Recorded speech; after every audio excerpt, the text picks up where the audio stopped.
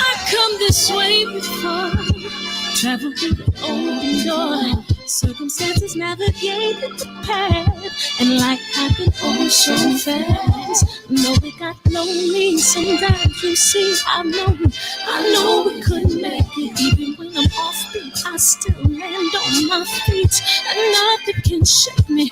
Cause I know my took a hold on. I never. This is where I am destined to be. I'm not ready to give up. No, I believe in the miracle of life. Life's a play for no rehearsal. Learn quickly, they'll come for your role. Games get played, can't take it personal. Cause the devil is a liar. I'm telling you the truth. It's all in what you do. Some things you gotta do. Fight for millions. Take a second, see the blessing in it. But much expected, much is given. One to make the living, now I'm giving back to children. Never let the power come first before your happiness. Yes, you can be the best if you go the distance. Mix a little sweat with your persistence. You know that the best things are never instant.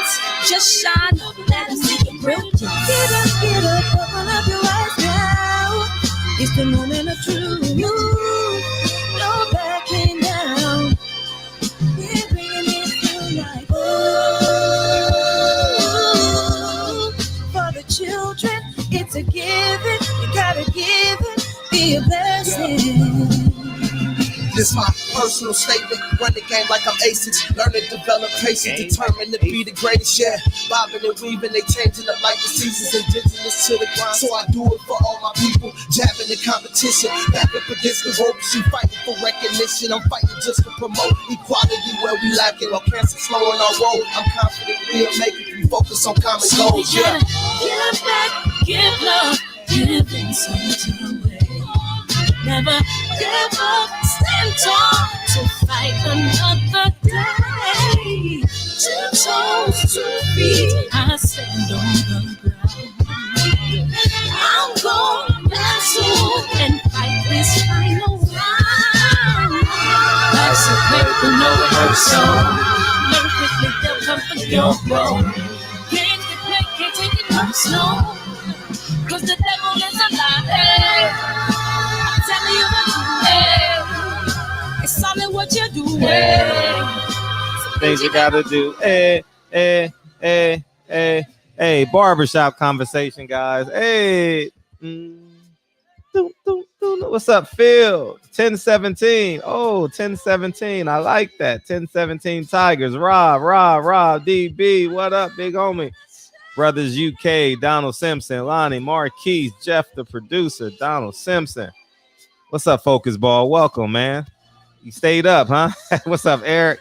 What's up, man? What's up, everybody, man? What's up, Rob? Skinny Kenny. What's up? Skinny Kenny. What's up, 65-year-old G? Still know how to spell OG, huh? Okay, TJ Sports Talk, man. Why not? What's popping, everybody? Phil, Omega Red, what's up, man? Welcome back, man. What's up, BNB Box? You ain't called in a minute, man. What happened, man? What's up, man? What's up, Jonas Khalid? I appreciate everybody. Drew, what's up, man? He's 90%. Drew Titan is 90%. Drew Titan is 90%, man. Hey, man, I appreciate everybody coming in tonight, man. This is a protest Saturday, man. Revolt Saturday. And Drew Titan needs 249 subs, man. We got to get him to 1,000, dog. We got to at least get him 1,000 subs, man, for sure. We got to get him 100 subs tonight, man. All right, that's our goal, man. Go sub to Drew CITA in the night. You know, sometimes we move so much, man, we forget about family, right? We always forget to check on the strongest friend, right? I know. That's a bad habit. We got to get Drew Titan 851 tonight, all right? That's the goal, man. Go sub to Drew Titan. Damn, I forgot to copy and paste that. All right, did I copy and paste it? Oh, I did. Yeah. All right, go sub to Drew Titan, y'all. Go sub, man. And Welcome to the show, man. It's Protest Saturday, man. You know how college football got they title each weekend to get you excited. Rivalry Saturday and show up Saturday. This is Protest Saturday, y'all. Protest Saturday, man. Welcome. I appreciate everybody who did their part. Some people don't like being on the front line, COVID-19, so they stood in front of their computer and made 20 posts. They did 40 tweets. They called 20 friends. They donated $20. Whatever you did, man, the movement is grateful. You know what I mean? If you get in a position where you believe you can do more, do more. You know, only you can judge that. So do you, man. So let me tell you about my day. KJLH, that's like the prominent black station out here in Los Angeles.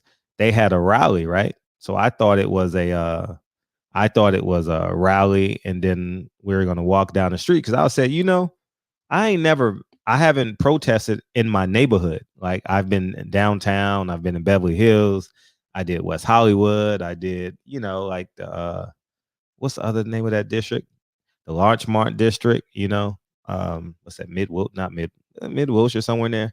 And I said, you know what? It'll be great if I spent Saturday in my neighborhood, right? So I went by one rally, no one showed up, right? Or they rescheduled it or something. And then I went to the forum. It was hundreds of people there. And I was like, oh, yeah, I get to walk through my neighborhood, They didn't, they just had a rally. They didn't have a protest. And then I went to Lamert Park. And Lamert Park is the epic center of black celebration, right? Here in Los Angeles, right? And so I was like, yeah, man, that was a bike one. And I says, damn, I didn't have a bike. I really don't. I don't own a bike. How funny is that? Lincoln does. And so I caught the tail end of that one.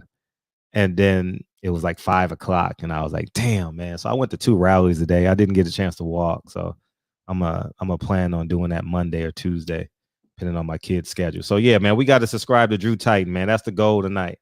We got to get him 100 subs, man. He's at 751, man. We got to get him 851 tonight, man. So I appreciate that, man. But a lot of us already subbed to Drew Titan, I know. So Wilshire District, Pico, West Side. It was all over, man. It was all over today. But I just wanted to march. I just wanted to march with my neighbors today. Even if I didn't know him, I just felt like I wanted to. You know what I'm saying? But it didn't work out at all, man. But welcome to the show, man. Welcome to the barbershop, man. I appreciate everybody coming in tonight, man. Don't forget to subscribe to Drew Titan.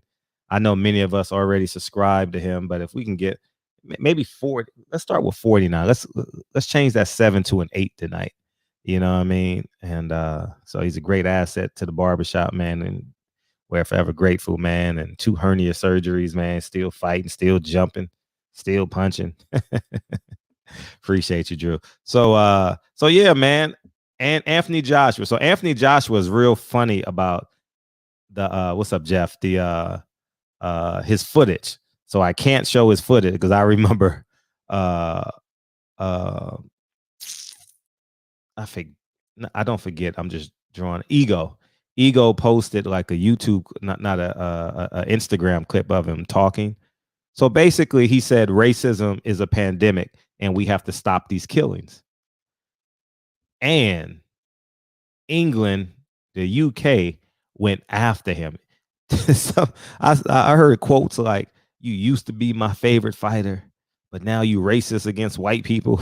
And the funniest shit ever is, I did a video, man. It was 2 years ago, man. But I remember vividly. I told Anthony Joshua they're going to turn on you because they only appreciate you because they only want to enjoy you Saturday night.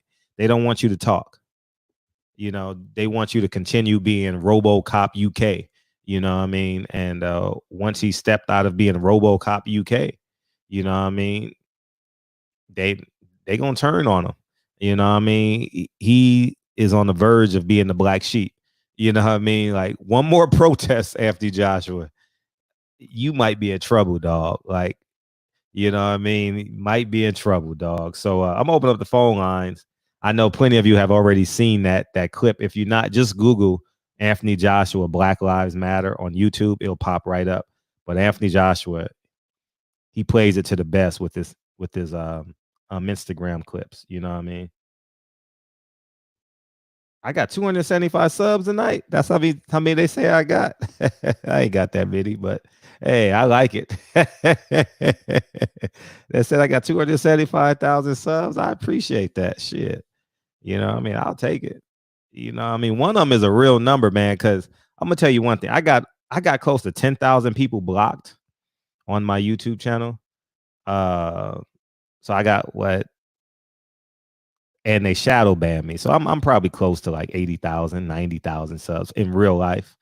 You know what I mean? Maybe close to 100, somewhere in there. But I know I'm shadow banned.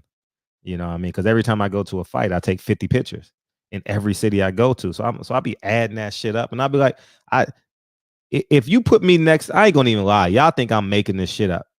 Whoever is in the red corner in any fight, I do more interaction with the fans if it's not a pay-per-view fight. You know what I mean? The home of Sweet Georgia Brown. What's up, Dallas? Right? Oh man, we had a good time in Sweet Georgia Browns, dog. Oh, we had that shit was, dude, they put so much food on your plate you can eat for 3 days. It says 247. Damn. Hey, Sweet Georgia Browns in Dallas. I didn't know that was the hood. You know what I mean? Shit, that shit was good. You know what I mean? We left the stadium and went straight there. Had a good time. You know what I mean? So shout out to everybody that came. It was me, Blue Blood, Boxing Ego, Gus. Shit, it was 6 of us. Oh my God. It was like 6 of us, and we had a good time, dog. We had a great time at Georgia Browns, man. Shout out to Dallas, Texas, man. Can we get another fight there? Can we get Earl Spence? Who else is from Dallas? We need a fight in Dallas, dog. Shit, man. You know what I mean? I need a weekend in Dallas. Can we get a weekend in Dallas real quick? Anyways, man, let's jump in. I'm opening up the phone lines, man. And let's see where Drew's at. Okay, we got 750. We got 48 more to go. We having a Drew Titan telethon tonight. All right, that's what we are. I'm opening up the phone lines, and you guys feel free to beam on in. 200 Garcetti. I don't believe it, Lavelle. I don't believe that shit, Lavelle. 250 million, man. That's going right back in his pocket, dog. We gonna see. 250. We gonna see. That's a lot of money. You know that can definitely help a suppressed area. We gonna see. We gonna see. That money needs to be earmarked. Like, it's going to this place. It's going to that place. It needs to be earmarked because that can revitalize a small city like a Lamert Park. Let's say like Western. No, the whole South, man, that can do some great things. You know what I mean? But let's hope it's not going to his friends and shit. You know what I mean? The phone lines are open. Let me put the phone number. Yeah, so feel free to call in at your convenience if you guys want to beam in. Shit, feel free to beam in. Go subscribe to Drew. Let me give you out a link to beam in. Feel free to beam in.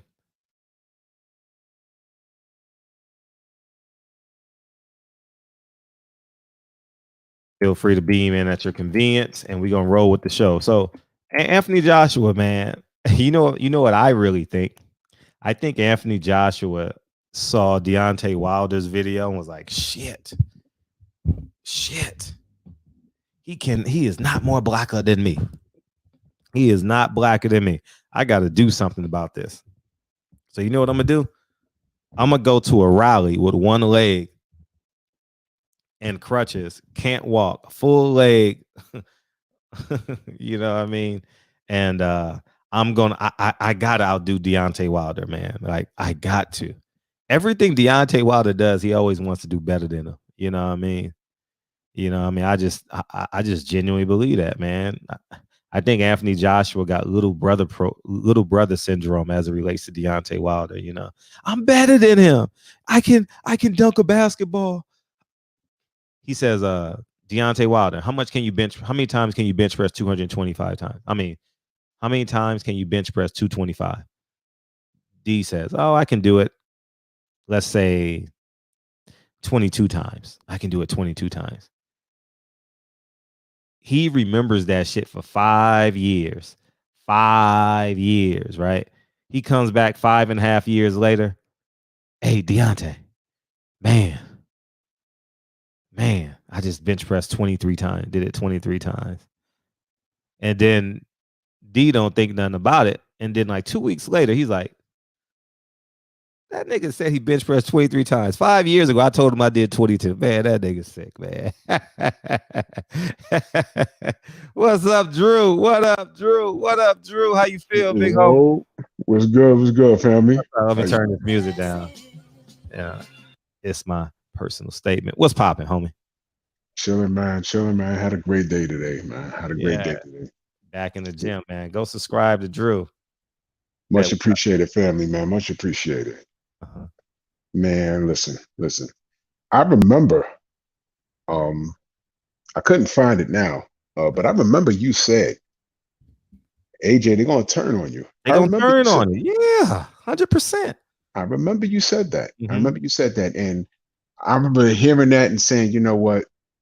If they turn on him, it'll be way down the road. His career probably gonna be over, and he's probably gonna stand up to one of us getting killed somewhere, and it'll be 20 years down the road, and they'll be like, well, why ain't like you anyway?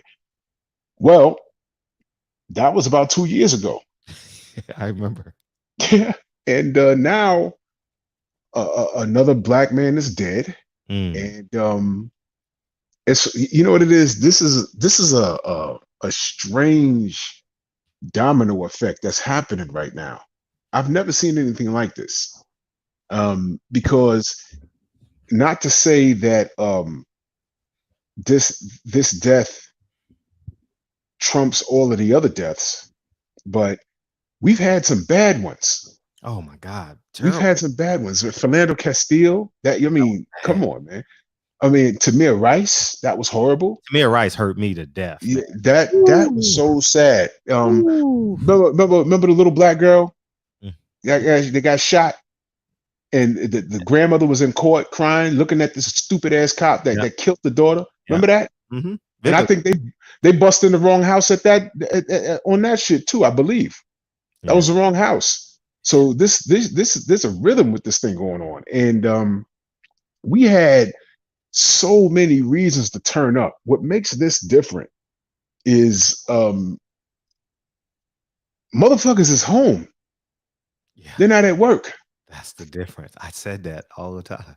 That's all it is. So now they're sitting at home. They don't know how they're gonna feed their kids. They want to go back to work, but they don't want to get sick. And here's another thing that's going on, man. Out in New York, they got what they call drop centers, and those are for the parents that have to go to work and be to work at a certain time. These drop centers are for the kids who are not old enough to stay home by themselves. You put these kids in these centers, and I guess they're watched by teachers or something, and they stay there from I think like 7 a.m. to 5 p.m. Some of these parents work strange hours, man. You're gonna trust this place to take care of your kid for the summer? And kids are kids, man. You know, they cough and sneeze and touch each other. They want to socialize, man. So this COVID shit is still wandering around outside. You understand? And I'm already hearing it spiking in certain places. You understand? So we're not out of the woods yet with this shit. So, you know, people are home, they're aggravated, they're annoyed, and then they got to deal with this shit. Now, this motherfucker in the NFL, you know, fuck you very much. Facts. Fuck you very much. I don't accept your apology. All right. The time for him to say what he said the other day was he should have said that as soon as Donald Trump sent out that tweet. As soon as he sent it out, he was supposed to say, yo, look. He's entitled to this. Kneeling is not a form of disrespect. And He could have been said that. He want to wait how many years to say, yo, you know, Colin, you was right. You know why he's saying that now? Because the atmosphere is different. He's seeing how many white people are out in the trenches right now beefing. That's what it is. It's going to affect his bottom line now. You know what I'm saying? And it's so convenient that he came out with this shit after Drew Brees put his entire dick in his mouth. I mean, it's ridiculous, man. Now you want to talk this shit? Drew Brees, what was you kneeling for, bro? So all of this shit, it's a weird ass storm. This motherfucker, Michael Jordan, donating money now. Kanye West donating money. Floyd Mayweather donating money. I've never seen nothing like this. These Ever. niggas were these niggas was nowhere to be found. And you know what? It was so normalized that I didn't look for these motherfuckers. You know, that became so normal that I forgot they existed. I understand. I'm with that You, too. And with no expectations though, even if you thought about them, no expectation as a relation. none, none, no expectations. You know, I'm just sitting there like, wow. You know, I look online like, what is Jordan doing now? What white bitch he's sticking now? Huh? Oh, he's donating 100 mil. For, what? What is this? 10 a year for 10 years. You see what I'm saying? So you know, Colin, he don't seem like the type of dude, but I know when he's by himself, he's like, where the fuck were these niggas when I was going through my bullshit? What the fuck? Where y'all, now y'all? You know what it is? They look on that TV. You know, you got the champ, you got Holyfield in the streets. You know what I'm saying? They're looking at the TV like, yo, that's not only black people out here running around. And shout out to the fucking law enforcement for beating white people's ass, you know, trying to prove that they're consistent with whooping everyone's ass. Oh, You think I don't know what these motherfuckers are doing? I think the same. Oh, yeah, you hit. Yo, you know what? You know what? Keep talking. I Keep talking. I Take I, your I, time. I looked up that old white man that they pushed on the floor and cracked his head. Uh-huh. I did some research. Uh-huh. Turns out he smoked weed in the 60s. Uh-huh. He had like 4 wives. He got like 12 kids, right? Like 4 of them are out of wedlock. You know, he was a pretty bad guy. Mm. I'm just fucking around. I just made that up. But you know something? This is what they do to us all the time. So, you know, I would like for someone to demonize this guy. You know, he was clearly the victim and he almost died, you know, cracked his skull on the ground. That's fucked up. You know, but I want someone to find out what he did bad in life so we could put that on Front Street and make the cops look like heroes. Paint him to be the bad guy. The guy that was a victim, the white man that was on the floor, let's paint him to be the victim. I mean, yeah, no. Let's make the cops a victim. I mean, Yeah. you know, he's not the victim. Let's make him to be the villain in all this. The motherfucker that cracked his head on his floor, that got pushed by the cops. Let's make him the villain. Let's do to him what's been done to us for years. All right. Um, Let me touch on this whore, this savage, sloppy, lava spilling cunt. Who? What's that bitch? The bitch on Fox News, Ingram. Laura Ingram. That sloppy cunt. That dragon mouth bitch. You know what? Monday. Not too long ago, she told LeBron James to shut up and dribble. Yeah. Now Drew Brees can have an opinion. Fuck you, bitch. And by the way, there can only be one Drew. Y'all familiar with the Highlander? There can only be one. They have to cut each other's heads off until there's only one left. Me versus Drew Brees on the undercard of Fury Wilder. All right, let's push for that. So I want to knock that fucking white boy's teeth down his throat. Fuck you and your grandpops. Because what you need to understand is, as fucked up as you felt when your grandfather was fighting for that stupid ass flag, my grandfather was fighting there with you, you bitch ass. He was in World War II. Let me explain something to you. Here's what I know for a fact. My grandpops came home and he says, Vernell, my grandmother, says, Vernell, you know, fuck this country. It's always been fuck this country, but fuck this country for real. Why are you mad, Willie? Well, all those fucking Germans that were shooting at us and popping us and killed my friends, we caught some of those motherfuckers. Okay, Willie, well, what's the problem? You caught them. What's the problem? These motherfucking crackers sat these motherfuckers at the tables, took the goddamn cuffs off, and was sat there feeding them, was trying to learn their language. I swear, that's what was told to me. Tried to learn their language. Tried to learn their language. What's the problem with that? Getting to know your enemy. No, see, here's the problem. My grandfather and all the other niggas, Mm-hmm. they had to sit in a separate room. They actually took several tables from their room to sit the tables and chairs to sit the Germans, the prisoners, the POWs, Mm-hmm. sit them down and feed them. All right. They didn't eat, the black soldiers didn't eat the same food. And being that they took the tables and chairs, some of them had to sit on the goddamn floor. You understand what I'm saying? Mm-hmm. So even when they were at war, they were on code. I repeat, even when they were at war, they were on code. Okay? So that's the shit that my grandfather had to deal with. All right? You come home, you get shot at. You go to war, you get shot at. Who's shooting at you? The same fucking white folk. All right? You motherfuckers better wake up. All right? AJ. All right, Fred, you tried to tell this guy. You tried to tell this guy. They're gonna turn on you. Mm-hmm. And I saw this shit today. Shout out to Junior the Truth, because he's the one that put it up. And I read it and I said, whoa. Mm-hmm. Oh, they coming The- after him. Ridiculous. yeah. And they coming after him. I didn't know. I just thought it was one person. I just thought it was one person. I went to, I think, Twitter, Oh, and I was just, take it. Go ahead.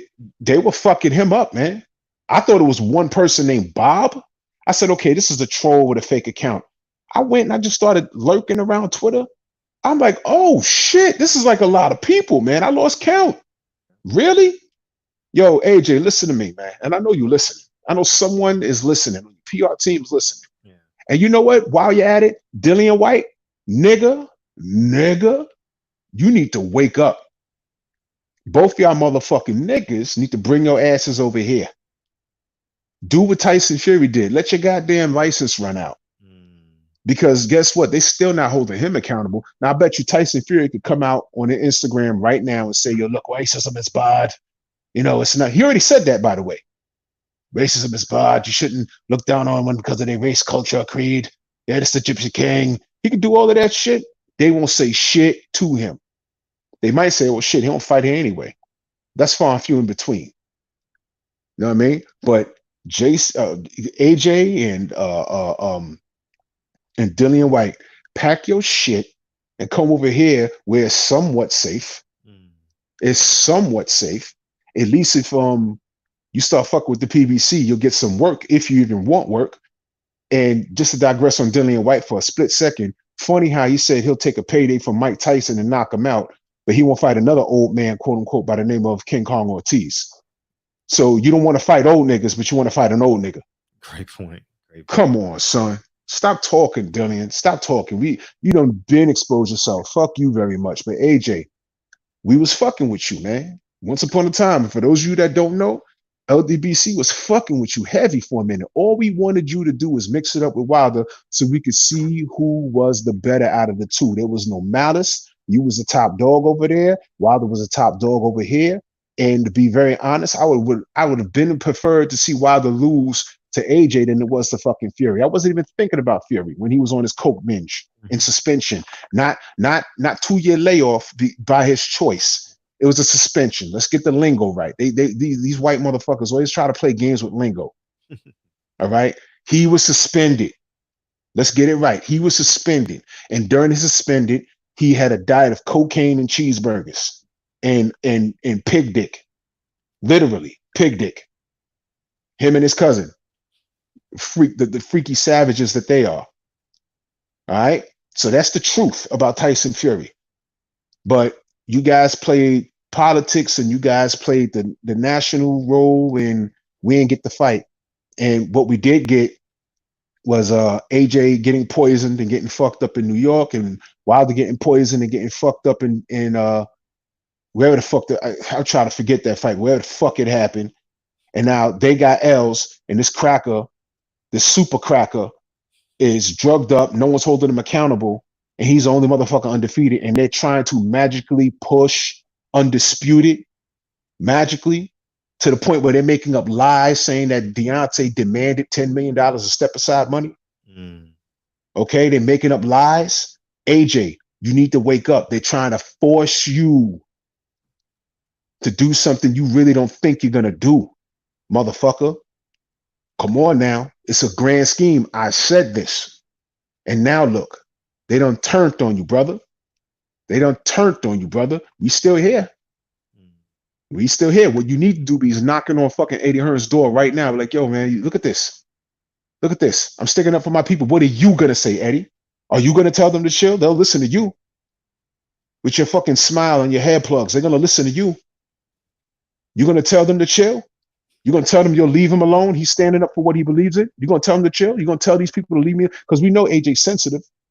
Very. He listens to this shit. He knows he listens to this shit. He's sensitive. He might take this shit. Let me tell you something, man. He don't need to fight in the UK moving forward. Because I know there's a lot of people that hate him now, but there's a lot of people that do love him. And if they love him, let him go. Let him go. His next fight needs to be here. He need to get him. He need to fight somewhere in New York. He need to go to I don't know, somewhere Vegas, do something. But this shit right here, he should tweet tomorrow. I made a statement, and look at what happened to me. This further proves, because they threatened to hurt him in the pockets, and then now all of a sudden he got a glass jaw. These are the people that loved him just a second ago. Mm-hmm. He should tell him, yo, look, I stood up for what I believe in. The world's on fire. I'm saying Black Lives Matter. I love my people. I just want to move forward. And look at the response I get. They threaten to hurt me in the pockets. You know what? I'm fearful of my life. From now on, moving forward, I'm fighting in America. Then see what they say. Wake up, man. They don't love us. They never did. Never did. They never did. All he was to them was a buck broken mandingo. Just get in there and fight. Yep, get in there and fight. That's right. Get in there and fight. Shut up and dribble. Wow. Shut up and dribble. This is what they do to us. Dillian White, stop complaining about 600 days. Just be quiet. Bring your ass over here. Get some work. You see, the thing is, he don't want to get no real work because he gonna get what he's asking for. All right, you're not. That's why he ain't signed with the PBC in the first fucking place. I believe that as well. See, this is what I'm saying. He wasn't gonna sign with them because he'd have had to work for it. It's easy to say, y'all knock Wilder out. I'm not, and you know what? Let's be fair. Let's be fair. We don't know how that fight's gonna turn out because it didn't happen. It didn't happen. But he'd have came over here and he'd have had to earn his stripes. He'd have been in there with some real competition. And judging from what we saw last time, I don't think he'd have did too well. And that's just off of the eye test. He would have been able to juice up. So he's talking all that shit with a silver belt. None of these belts make sense anymore. Fucking dummy. What the fuck is a silver belt? He on some talk show with the silver belt on the table. Tomorrow, champion 600 days. I mean, the major nigga, we could count. You was not champion 600 days. And where the fuck is your B sample at? You got clean. Got in the ring looking like the fucking a burnt Pillsbury Dough man with a fucked up haircut with your asshole spread out because your goddamn boyfriend was blowing your back out, looking crazy. Your titties hanging down to your stomach. You barely won that fight, and you talking about you gonna beat Wilder ass, nigga? Please, are you serious? Get all the way the fuck out of here. We don't believe you, nigga. We need more. But we don't believe you. You need more people. So here's what you do: get your man AJ, talk to Dean, your husband, clear it with him. Both y'all bring your dumb asses over here and fight over here because you know what? Now right here, you know what they're gonna do? Now peep the mind fuck. What did they do to Muhammad Ali when they started putting him and Joe Frazier in the same sentence? Did America not back Joe Frazier? They backed him hard body karate. And then once he started, he beat Ali, they celebrated him. But what happened next?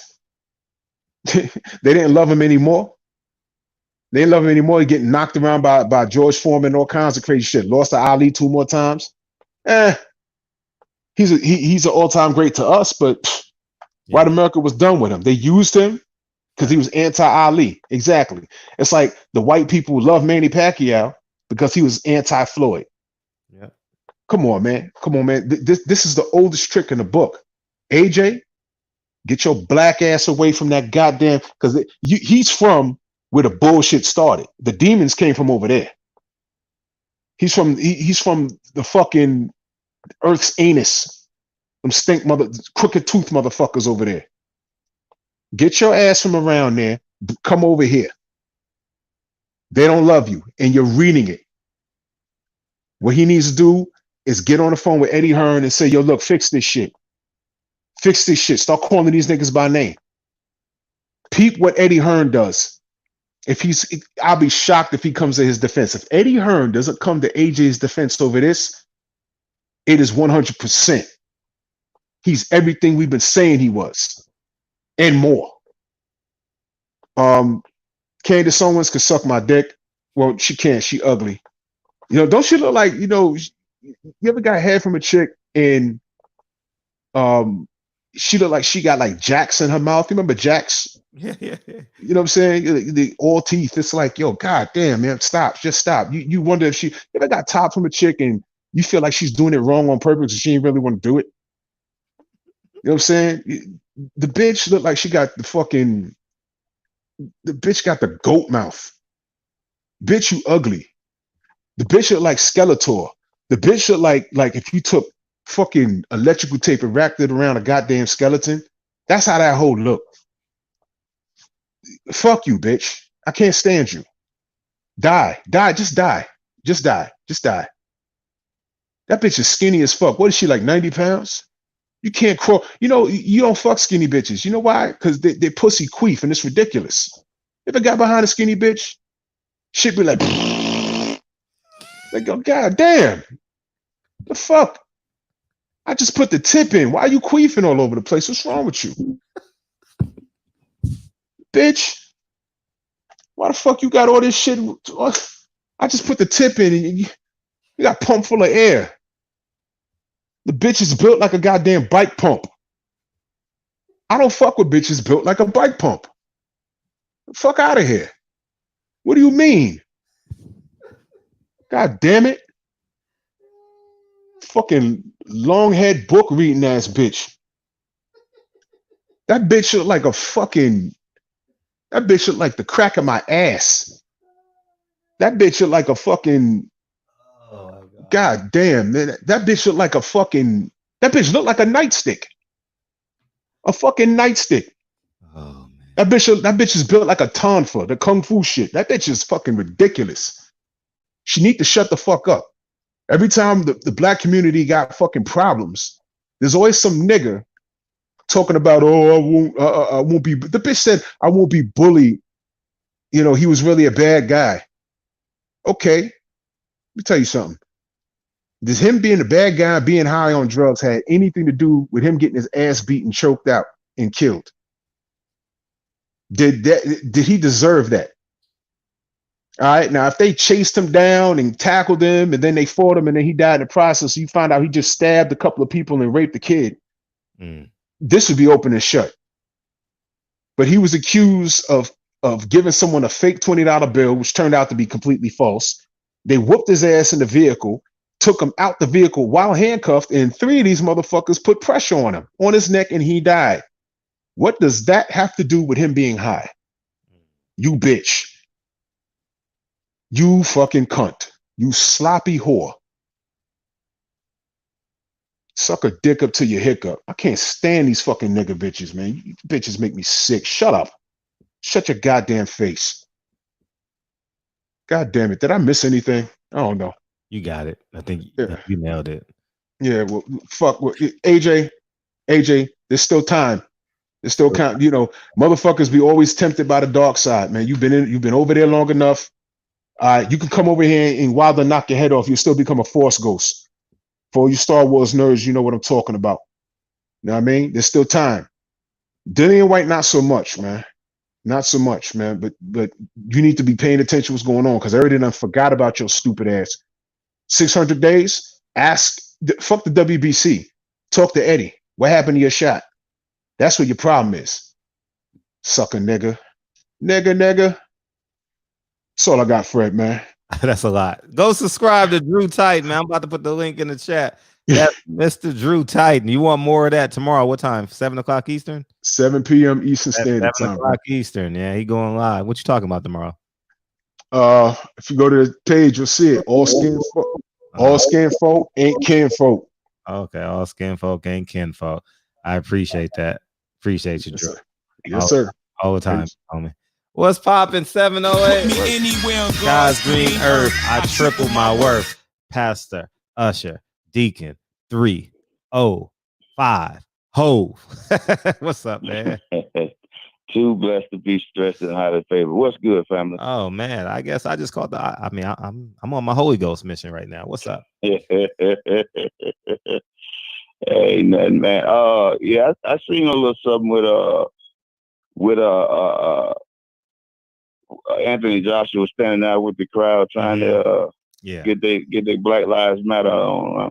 Mm-hmm. But you know what? Here's the thing with this right here. This is my opinion. I feel that Deontay Wilder is a good man, is a great man. Mm-hmm. Okay. Yes. And I'm not a mind reader, but I can feel spiritual things, right? Because we are all spiritually connected. And I feel that he has love for Anthony Joshua as a brother. Mm-hmm. You understand me? And competition is competition. Sure. You understand? I get that. I believe that he would open his arms to this man. And a lot of us, I mean, us as a Black race, right? That don't mean a specific person. A lot of us would shun him and wouldn't give him a chance, wouldn't give him the chance that Deontay Wilder would give him. I believe Deontay Wilder is a decent brother. Mm-hmm. And I don't think that he has some type of malice in his heart for his people. Mm-hmm. If he loves his people, he loves his people. You understand? Okay. No matter what continent you're on, brother. You know, if we love one another, we love one another. We shouldn't be bashing each other. You know what I mean? Because that's what the enemy wants. And here's the thing, man. I want you to check out this book called The Birth Dearth. Okay? The Birther? The Birth Dearth. The Birther, right? Spell it. Okay. DEARTH. Wait a minute. B as in what? B as in boy? Okay, you can't understand my tone now. No. I just want to make sure it's a B or a D. Not D. I said, I'm sorry, D, not B. D as in dog. D as in dog. No. Yes. Okay. Yes. D. Okay. Let me turn my phone D, up. motherfucker. D. Yeah, let me turn my phone up so I can hear you, all right? Mm-hmm. DEARTH. You got that? Dearth. Or do I need to? Right. Dearth. Okay. Mm-hmm. The birth dearth. My lips are not that small, so maybe it ain't coming out right. Mm-hmm. Anyway, listen. You know, there was a plan to depopulate. I mean, to kill off a lot of African babies in Africa through contraceptives and over here they did it with the Planned Parenthood. Yeah. And this thing is serious, and it goes all the way back to Jimmy Carter. You see what I'm saying? Yes. So, and these folks are in fear of being extinct here soon. And by 20, 30 years, they will be the smaller group of people here in America. You understand me? Yep. And they fear that shit. And I want to tell you something what's going on here in Florida. I peaked game, right? And I told my wife this year, but I got it wrong. I think a lot of us got it wrong. Mm-hmm. Remember when I told you, well, also you've seen this, when white folk, after the coronavirus came out, they went to buying up all these guns and all these extra ammo, right? I say, now what they thinking is going to be, you know, like I say, when people, they rush into the stores, they buy toilet paper, food, you can't hardly find no food and all this stuff, and they feel like people going to get desperate and try to rob them. I said, these white folks gearing up for that. But check it out. What happened after this shit? You get an uproar about another black murder. but this time it's on a different type of scale. It goes global. Man, you know what's going on right here in Florida? And it was all over the news this morning when I woke up. They said that the buying of guns and ammunition have spiked higher than it did last year, the last couple of months. They said it's crazy. They say people who are buying, white folk, they said the white people are buying guns who never purchased a weapon before in their life. We got new people buying weapons. Mm-hmm. These people are very afraid, and not just that, they're gearing up for war, brother. And if we out here slipping and tripping, you know what I mean? And it's good to protest, but man, we got to keep our eyes on the prize. I'm not saying that we need to get ready to go to war with these folks, but don't be no damn fool either. We need to be prepared for what these folks doing. It just gave me confirmation this morning when I seen this shit. You know what I'm saying? And for the first time, it shook me, not just for my safety, because I'm prepared, but how many of us are not prepared? These folks, I mean, it's done spiked, bro. You know what I'm saying? They spend a hell of a lot of money on guns and bullets. Mm-hmm. And our people out here protesting and walking around with signs and shit. You know what I'm saying? Mm-hmm. Hey, we got to tighten up. You know what I'm saying? I just don't want us to get caught slipping out here, man. I don't want us to be slaughtered in these streets. You know what I mean? And I don't like that shit with love to the brother, but that shit with young Pharaoh was showing. You know, it's like I didn't see it. I didn't see it. Yeah, it's almost like he was celebrating the fact that white folks is walking around with AR-15s and shit in front of their stores, talking about we can learn something from this. Put it in context. Put it in context for the audience. Okay, what he was breaking, he tried to make sense of it. Okay, trying to say that we're looting and burning down our own cities, and white folks daring us to come over there in their side of the neighborhood because they walking around AR-15s, mm-hmm. ready to gun niggas down, and daring niggas to come over there. And he was celebrating it, saying that was a good thing. You know what I mean? Why? Why?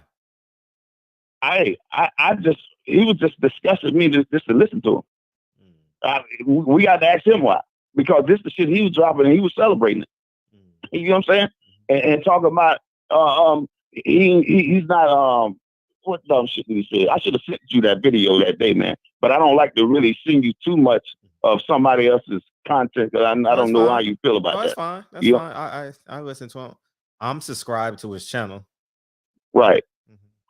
Well, I think I'm gonna unsubscribe to him. The reason why I did subscribe to him because of Deontay Wilder. Mm-hmm. You know what I'm saying? Mm-hmm. That's the only reason. A lot of us really had went over there to check him out because the glove gate thing. You know what I'm saying? Mm-hmm. And now that you really ain't talking about that, what the hell I'm really listening to you for? I hadn't had time to listen to his videos in the past couple of weeks. I just haven't had time because they're so long. You know, he goes for 2 hours and I don't have because I listen to it for 10 minutes.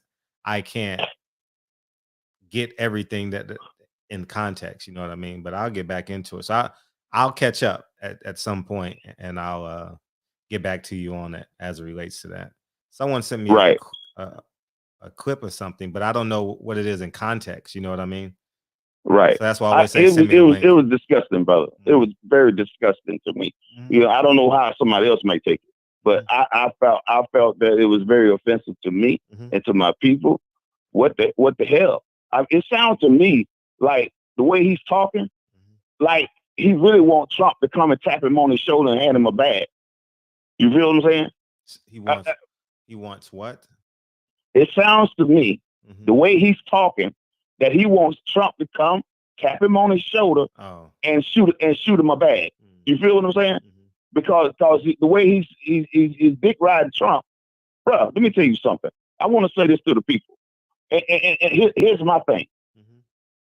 Trump is so fucking dangerous to us, and Joe Biden is very disgusting to me.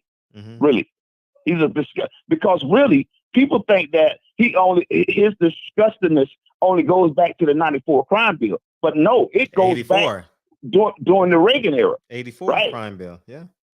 Yeah, there's a lot of people don't know that. You see what I'm saying? And he was pushing that shit so hard onto Reagan. When Reagan came in, he adopted Joe Biden's idea. That's when they came. Remember that his wife had that logo there? Yeah. All that shit was Joe Biden, man. Say no You understand me? drugs. Yeah. The war on drugs. Yeah. Just say no. Yeah. There you go. You know what I mean? And my thing is this right here. I believe I'm willing to not forgive. Well, forgive him for a moment, but don't forget it. Meaning this right here. I am willing to vote Trump's ass out and make Trump a one-term president and make Joe Biden a one-term president. You know what I'm saying? Just to get Trump's ass out of there. And on the next 4 years, we get somebody that get rid of Joe Biden's ass. I think that should be the play. I really do think that should be. And also, here's one more thing I feel. I feel the onus is on our black celebrities to stand up in this moment right here. If you say you love, damn dope, they all this money to black folks that will never get it. To all these different artists, the people who need that money will never touch it. So who you donate to, we can hear about it, but it'll never reach us. So that say that shit. So what I'm saying, if they really want to help black folks, here's the moment for them right now, not to talk about it, not to demand it, but go force it down the throats of this government. Reparation for our people, for our ancestors, and for the descendants of the slaves right now. This should be their fight. Their fight right now is not to protest. Leave that to the young folks. Let them protest. Their fight is a different fight. Their fight is to push the government to pay your people.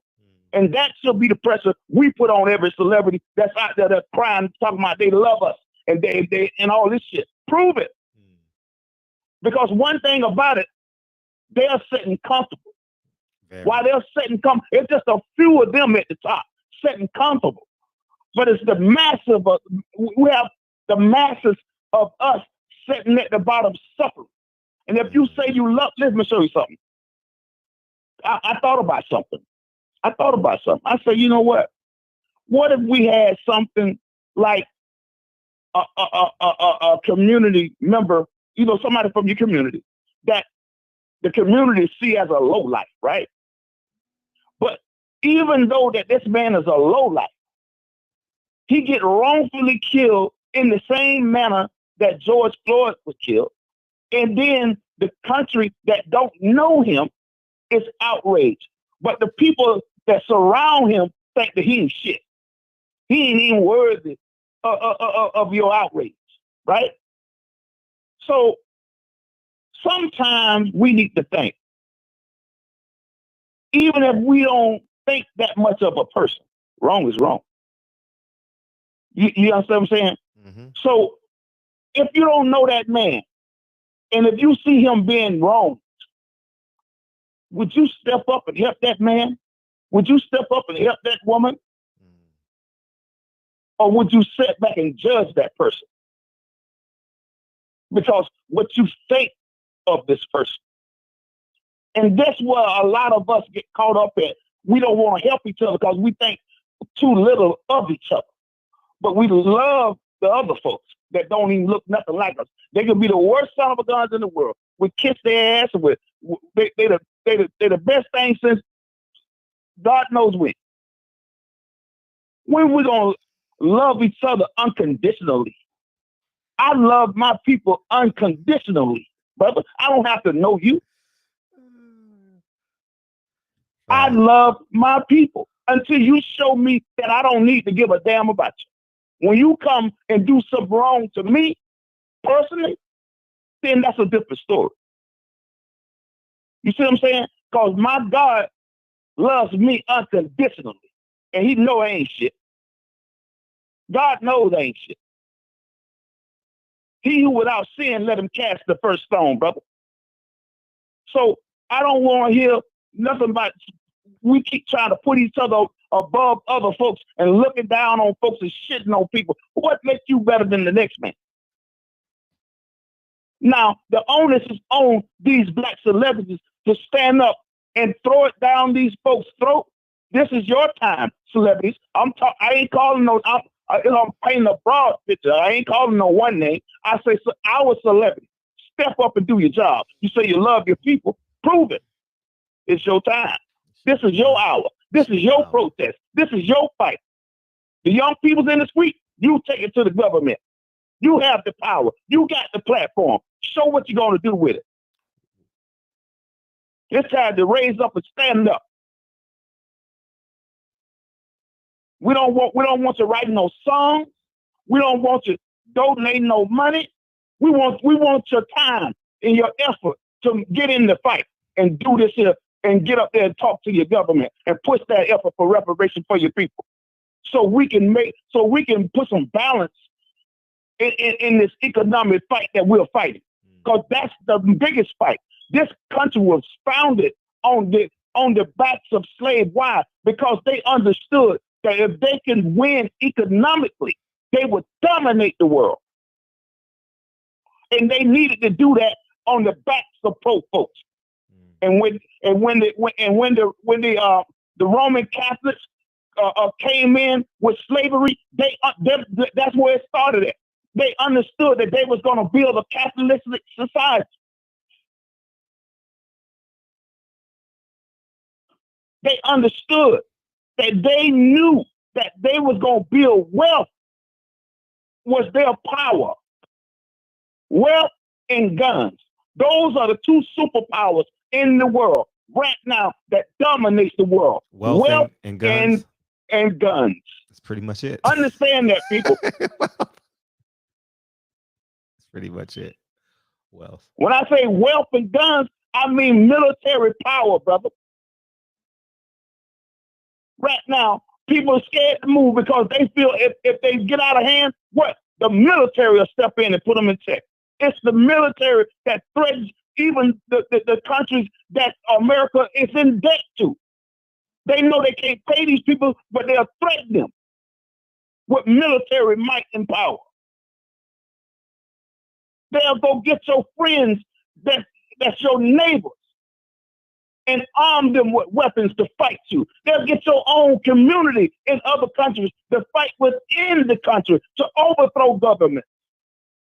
This is not far-fetched. This is facts.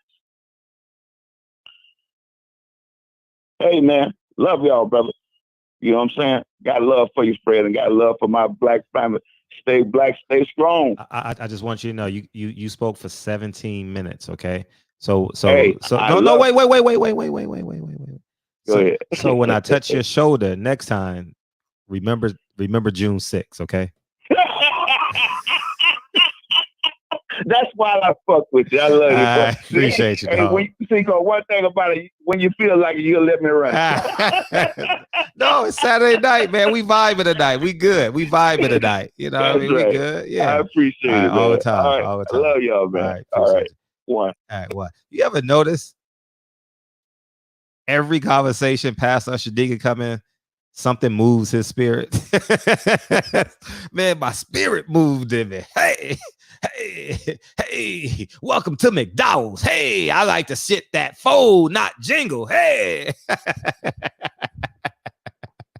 Hey, man. Hey, now you know what people say when you leave the barbershop.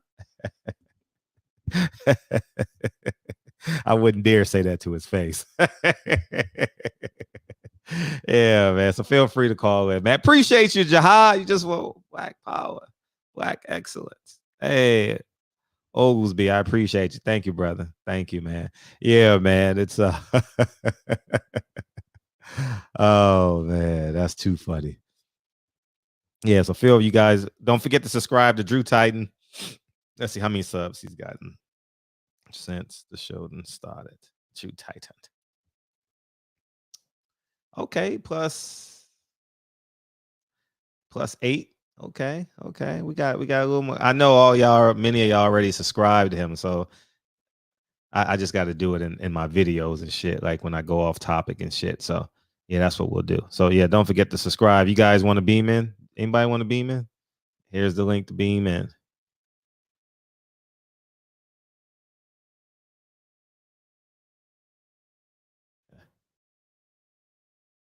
Yeah, he we'll see. I haven't I can't comment on or rebuttal what he's saying because I haven't watched it. You know what I mean?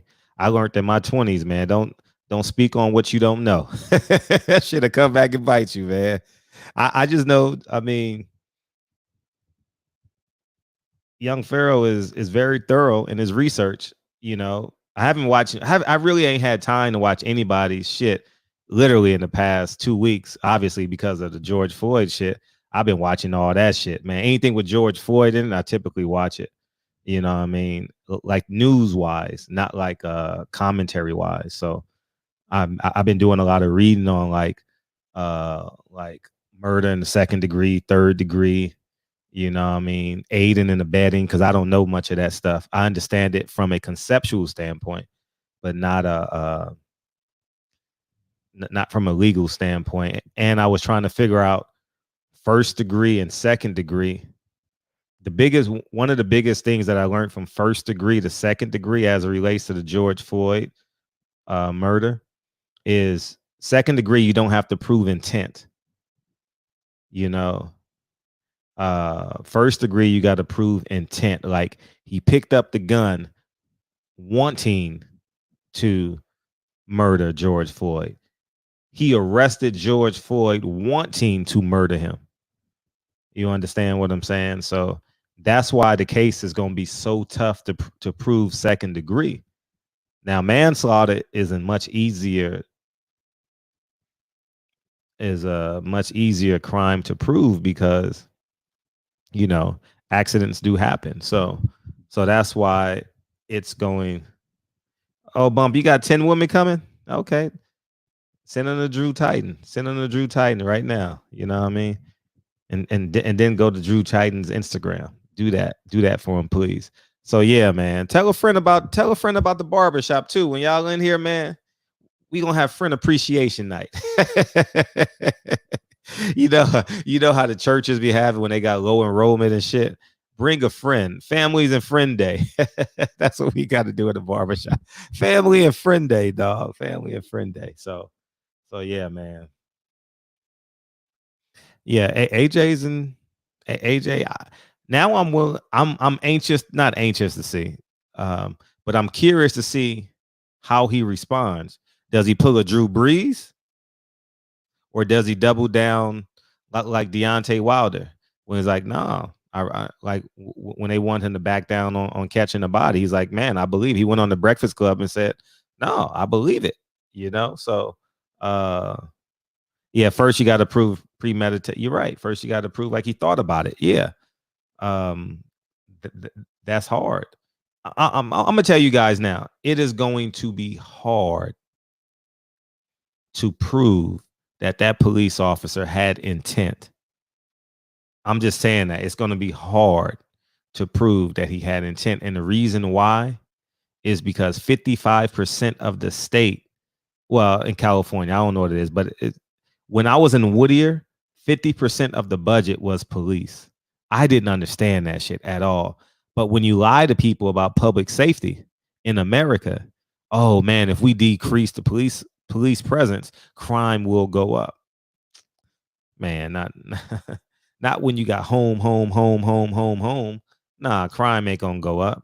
You know what I mean? And whoever side the media is on, that's the way they're gonna slant it.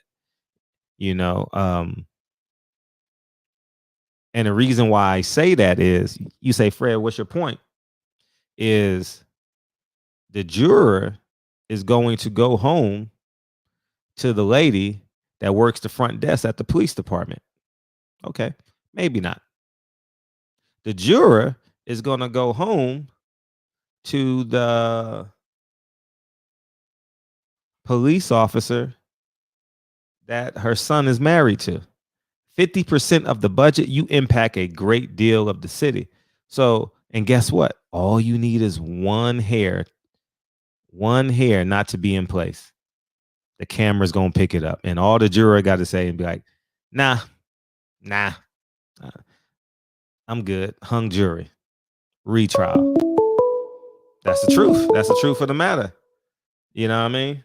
Lemo 10 to V12, double check the details. Gotta cross my T's and dot my I's or I can't sleep well. 469.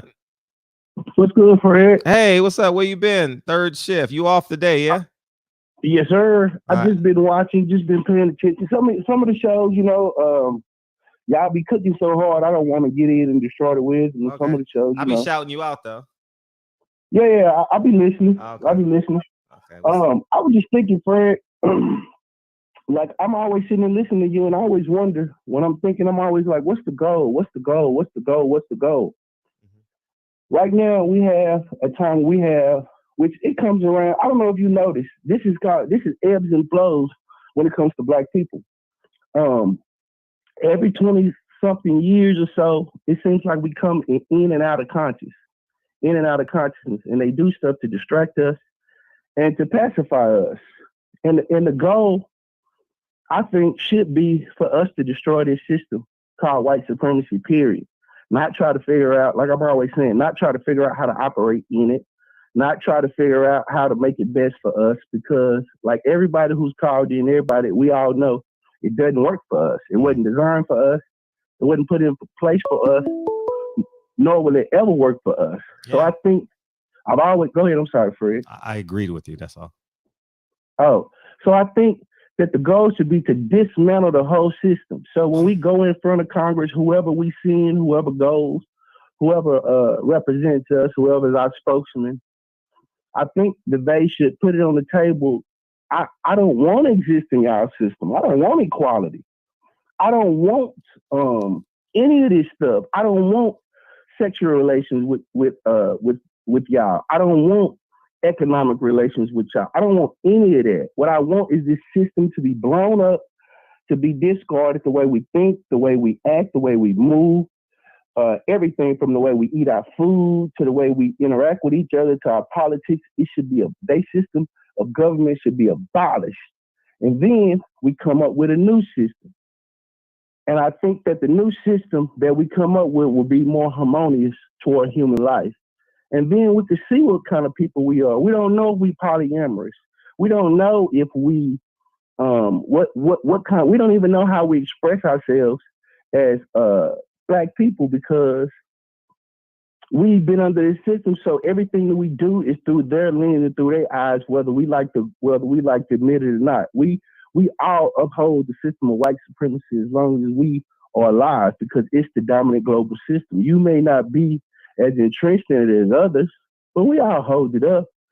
So I think the thing needs to be destroyed. But until we destroy it, we start ripping away at it. The way you rip away at it is you rip away at its foundation. The foundation is the foundation starts with the economics, with the school system, with the basic little things, with the police department. Let's get out here. So, okay, we can't destroy the whole system. So we send our representative to Congress, say, hey, you need to get up there and you need to talk about defunding their police departments and stripping their Bureau of Prisons of a right to hold prisoners. We want to hold our own prisoners. We want to revisit all of the cases, especially the goddamn drug cases. The drug cases get me fired up because I grew up in that era, and it breaks my heart that nobody went to jail during the Reagan era. All they know is go on goddamn Fox News with a goddamn TV show. Those are war criminals. Ronald Reagan was a goddamn war criminal who committed genocide on us intentionally. They knew what that goddamn drug was going to do, crack. They did a study on it at UCLA in the 70s. Did you know that, Fred? No, not that. No. Okay. Well, I'm just going to go into the crack a little bit, because that ravaged my whole community. I don't know what it did to y'all, but I know what it did to us. And I know how I grew up walking around seeing zombies and fucking ghouls all night. Yeah, I did see that study. I did see it. So, but you should, Gary Webb, everybody knows Gary Webb, he's tied into Rick Ross. Rick Ross didn't even know how deep his case went until Gary Webb started writing for the San Jose Mercury. Yeah, he actually shot himself twice and killed himself, right? No, he did. Everybody knows he didn't do that. I'm just saying the story. Let me. I said he shot himself twice, so I agreed with you. Damn, man. Go ahead, continue. They compiled. I worked on that movie. into a book. Yeah, but the movie sucks ass. No, I worked on the Rick Ross movie, so I know all that stuff as it relates to that. I was one of the producers on that. But continue. Oh yeah. Okay, you know about Dark Alliance and all that. Yeah, so I ain't got to tell you. No, but the audience don't know. So continue. Okay. Well, he had a book called Dark Alliance where it was really a compilation of all his. I think he worked for the San Jose Mercury. Yeah. Or the San Jose. Mm-hmm. So it was basically a compilation of everything he found while working for the San Jose Mercury, and he found out that the goddamn CIA was tied into shipping drugs directly into the United States of America, and they had a network and they helped. And it was discovered fighting because of the Iran-Contra war. But anyway, all of that stuff got to be revisited, Fred. Moore Abu Jamal, we got to get all our political prisoners, move organization from the last of the Africans. They need to be out. Everybody free, all the Black Panthers that went to prison, the remnants of them who are still alive. Those are the things we need to ask for. We need to let Larry Hoover needs to be free. John Fort needs to be free. All of our people, all of our scholars, the people who put in work, who were judged under that lens. Now, a new day after they've done 20, 30, 40, 50 years, we want our people home so they can help us and be the brains and be part of old men for counsel, young men for war. We need our people home. That's the stuff. We should never forget our people in prison. I don't think that they have the right to judge us, to send us to prison under the system of white. Free everybody and we'll reassess the cases. If you got pedophile, your ass stay there. Certain kind of murder cases, your ass stay there until we can reassess you later. But you should be assessed by your goddamn people, not them. We want our people out of prison, man. We want our people out of goddamn bondage. Those are the things we should be asking for. We shouldn't be distracted by one police. So what? We saw the police get off, and we see police get off every day. Yes, we should be outraged, and yes, we should do things to hold them accountable. But that's where it stops. Everything else is dismantling the system, asking for our people, asking for going into these goddamn rehab centers, looking at how they dope up our people. Look at how they treat our people, going into these insane asylums. We want to go check on the welfare of our people. That's what we need, a health and welfare council to go check on our people. We need all these councils set up ASAP.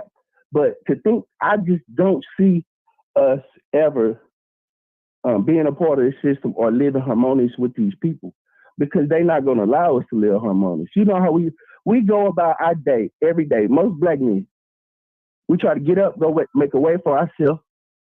And a lot of times we try to stay away from them.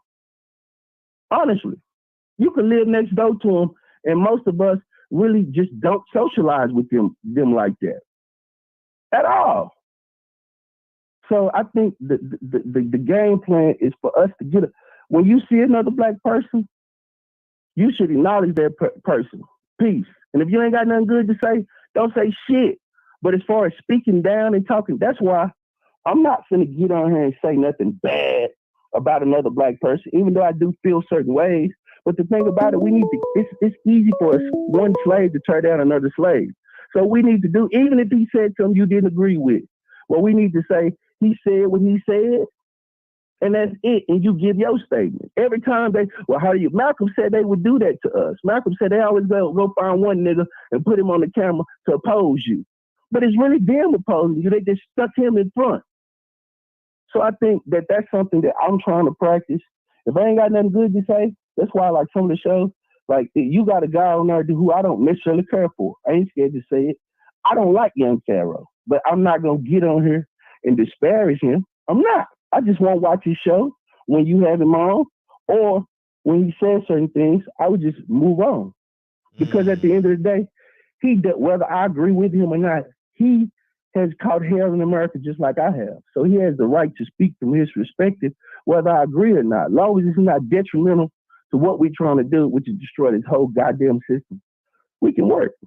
But other than that, sorry for ranting, man, I get emotional because of that crack era that really bothers the shit out of me. And a lot of them people still alive.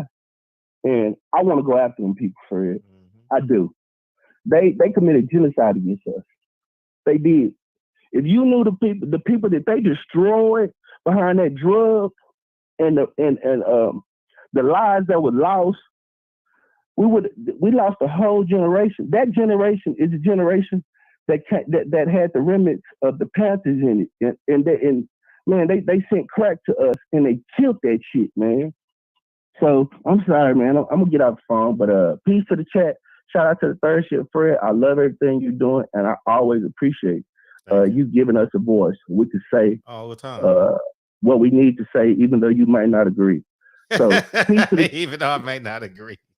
Indeed. That's funny. Indeed, thank you, man. Because you, at least you are civil enough to not go back and forth, or you don't have the ego where you feel like you just got to interject. No, you're wrong. It's this.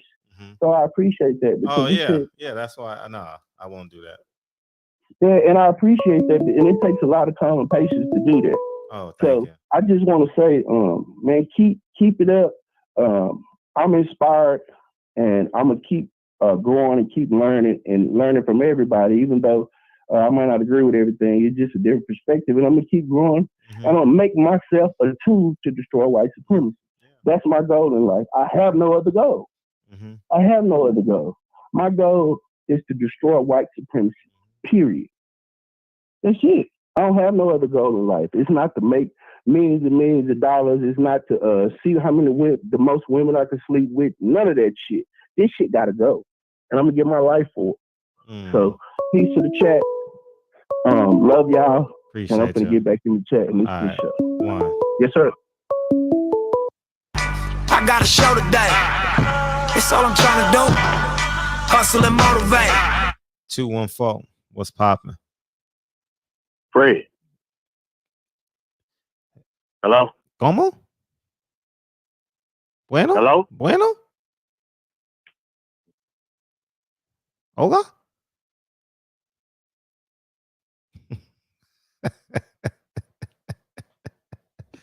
He gonna call back again. Wait, let's do it one more time.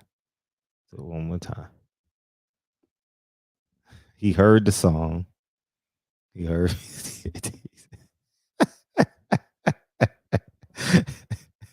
Hey, why does prank calls and imitating people stay funny forever?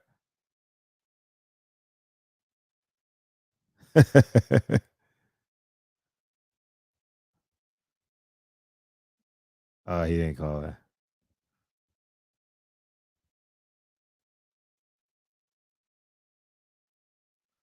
He said, I mean, if you have an opinion about him, he's doing his job. You know what I mean? You know, that's part of commentary, you know. That's why people genuinely I can't, DV. That's genuinely like you want people to pick a side, you know what I mean? If you're great at it, you know what I mean? You want people to pick a side, you know. I force people to choose a side with me. Yeah, right, Phil? I force them to pick a side. Pick a side, because I'm only coming one way, what I believe. You know, you will never have a conversation with me and I'll be like, I don't know 10 times in one conversation. I'll say I'm unsure. I don't know the answer, but I'm not going to say I don't know because I don't want to piss you off. You know what I mean? So, all you scared to death Negroes. What's popping, big homie? What's cracking? And it's all right to be angry. It's all right to cry. But just remember, we were the first crack of our day, as Chris Rock said, was the bootleg liquor in the woods. The white folks was drinking it. The black folks was drinking it. They were selling it too. Then don't forget about the heroin epidemic, with black folks during the Vietnam War and after that, and then the cocaine, and then crack followed that. And I am a recovering cocaine smoker, 35 years. So some of us are still here. We're still the other thing is, after all of this happened to us, what epidemic is plaguing white folks right now? Opioids. You hear them slipping in on the news every now and then. They say, you know, the opioid epidemic is still going on. Yes, it is. And this is them getting back what they put out. The other thing that's going on now is you see them marching. You see all these white folks in the street. These are the ones that ain't on opioids. That's out here with the black folks marching. So something is changing. Now, I don't know what it is. Sam Cooke sung it a long time ago. He said, a change gonna come. I ain't have no idea it was gonna look like this. The guys doing my era when I was a kid, when Gil Scott Hearn said, the revolution would not be televised. The shit is televised. Okay, it's on TV right now. No, I have never seen nothing like this in my life. Is this same shit gonna happen again? No, something gonna change. If these motherfuckers go back in the house, these motherfuckers gonna come back out again. They're not gonna free them damn policemen because every now and then, white folks sacrifice some of their own. They arrested them real fast because of the mistakes they made with the man for 74 days, him and his son, and the other little cracker that was filming. That definitely played a part. And they're going to get it too. Yep. They are going to sacrifice them. Watch. Mm-hmm. I can guarantee you that if there's a bet in Vegas on it, I'll do it. Or as most of the Christians say, hey, you look back at Egypt. We better make them our allies, or they will get with our enemies and destroy us. You know, I ain't no Bible person, but I done read the motherfucker. However, I see it coming. Them motherfuckers ain't getting off. Have you ever seen anybody get arrested that damn fast? Not just get fired. They got the culprit of it because I didn't know the other two guys early on hadn't been on the job about 4 or 5 days. And then the other dude was his brother-in-law, the Asian guy. So the motherfuckers is turning on each other already. You're not going to find one white person on this jury that's going to let them bitches go. Because even with the rednecks that's sitting up in the house that might be scared like some scared black people, oh, no, they're going to say, no, I ain't going with that one. They have done worse to us. They have done worse to us than what they did to him. You cut a man balls off. You hang a black woman upside down, cut the baby out, let the baby hit the ground. You hung black men, black women, and black, children all together. Everything. Now, yeah, it was horrific. But it ain't the most horrific thing that I have read or heard about. No. I think the way they shot that boy in the street, the way they hunted him down. Now, all of it's horrific. And if we got to measure which one looked the worst, all of them are bad. But they used to boil people, tar and feather black people. God damn. I mean, yeah, I heard them stories. But yeah, I see something right now that I've just never seen before. You ain't never seen. You look at each one of these marches every day. I see white people out there 4-1 or higher. And have you seen? You've been out there. What have you seen? I see a lot of black people. How many white people do you see? I see a lot of white people. Exactly. I've never seen this in my damn life. You always find 1 or 2, 3 or 4, but no, these motherfuckers is making sure they come out there too because they don't want this shit. They got to grow up in here and raise their children. And then they say it's 40 million, 43 million census or registered voters or census voters, black people. Come on, we had 22 million when Malcolm was alive. You mean to tell me we ain't more than double that? Black folks having 5, 6, 7 children, which ain't a lot now. Because back in the day, the smallest family was 9 and 10. I still know all the people in my neighborhood where I grew up at, and they had one family had 21 children, the other one had 19. I was like, God damn, the hell you gonna take care of all them damn children? by two people. Mm. And they were poor, but all of them were educated. And the majority of them 19 children and 21 children, the majority of them went to college, all of them working from that neighborhood I grew up in. Because like I told people, when we grew up in that we had like a little Rosewood town, smaller than Rosewood, much smaller. But 95% of us were successful or went on to do something in life, you know. So they had to try to destroy us. Like I said, with a system, we will never be, it wasn't designed to work for us. And it's the system called white supremacy. That don't mean looking at a white person saying he's supreme. No. The system was designed by white folks. It wasn't designed by black folks. But I'm going back in the chat and I'm going to listen.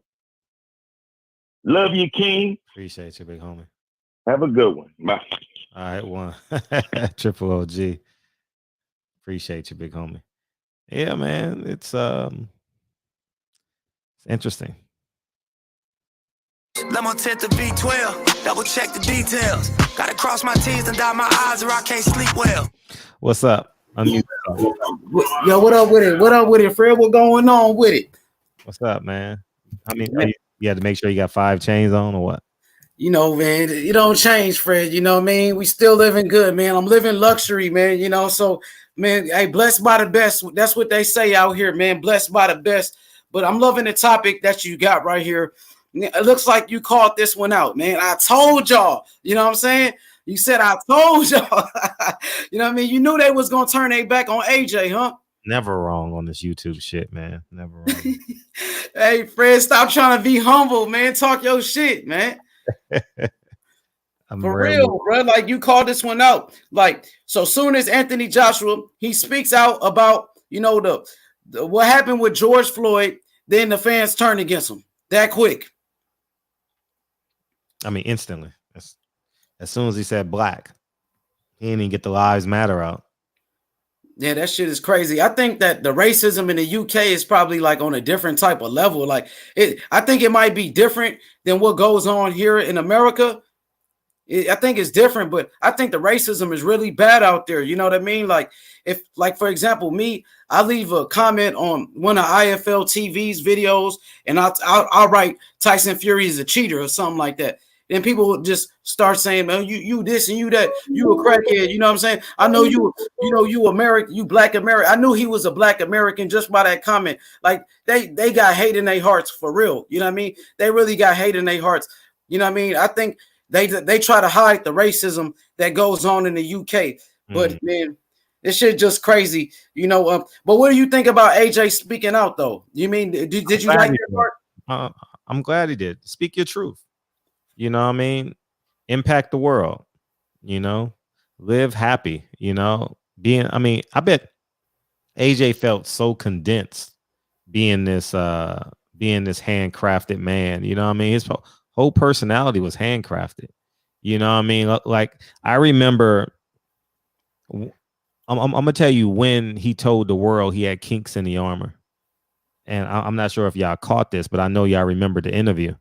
It was when he was on the Breakfast Club, and Charlemagne said, why is your knuckles bleeding? And he said his knuckles, he said something, but the reason why his knuckles is bleeding because his stability is off. You know, I mean, he's hitting walls. You know what I mean? He's doing shit out of frustration and anger.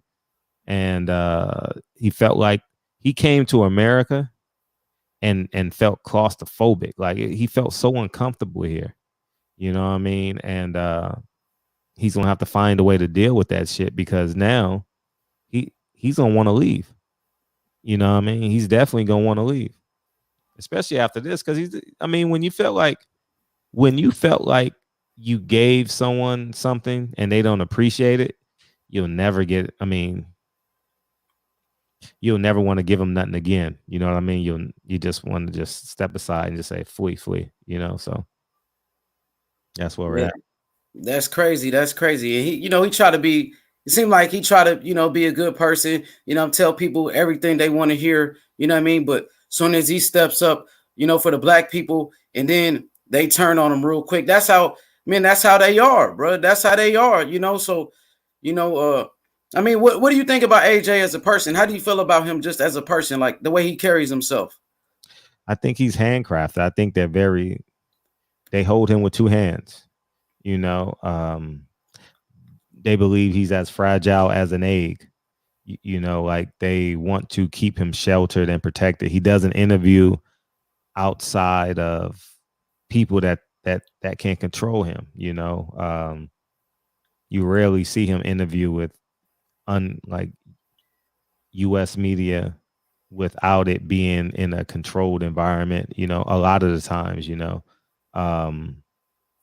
and he actually feels it too. But the money's good. He has a comfortable life. He's gonna talk about it when he gets old enough. When he just becomes a like what's the word I'm gonna use? Like he's not the it in boxing. He's just a part of boxing. He still be very good, but he won't be like the main guy. And then he's gonna start opening up and then telling the truth. And it's gonna be up to the media personnel to get it out of him. To get everything out of him that he wants to tell. But in the next few years, you'll start seeing Anthony Joshua start to open up a lot more. Yeah, hopefully, Fred. And another thing I've been noticing is like I feel like there's a lot of fake love people are showing right now, like towards George Floyd and what happened. Because we seen what happened to Ahmaud Arbery.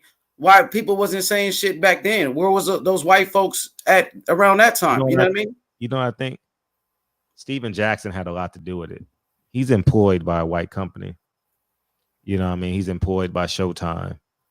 He has a presence. And when it actually happens to a celebrity, times his effect by 10 because he's a celebrity. So with that being said, Steph Curry's going to repost it. LeBron James is going to repost it. Who's the hottest? Usher's going to repost it. Beyonce is going to repost it. It's different when you kill a platform. It just takes a life of its own, and the actual visual, the visual actually help. What I'm going to say? What's a major contributor to this, what we have now? It's not necessarily the video. I mean, the video is a main contributor. And I don't mean this out of disrespect. I'm just talking about pragmatics, okay? So don't take this out of context in what I'm saying. COVID-19. Drew touched on it on the first call. Shout out to Drew Titan. Go subscribe. But the fact that there's 40 million people unemployed, getting $4,200 a month. College kids don't have to go to school. High school kids don't have to go to school. Master kids don't have to go to school. You understand what I'm saying? Their loans are in deferment for the first year or 6 months, or they got no accountability to nothing. This is the first time that in my history where ages 18 to 25 have no accountability to nothing. Nothing. They have, they can just freelance and do what they want, and I think that COVID-19 is a huge asset to what's going on. Huge asset. Because when you lose your job, when your best friend loses your job, it impacts you. He either has to borrow money from you or he has to be a part of your life somehow, some way, somehow. Your best friend is going to impact your life when he loses his job, So if you factor in the 40 million unemployed, college kids, high school kids, like it's just going to burn up in flames, and it's going to work against you or for you. And in this case, it worked against Donald Trump and America, because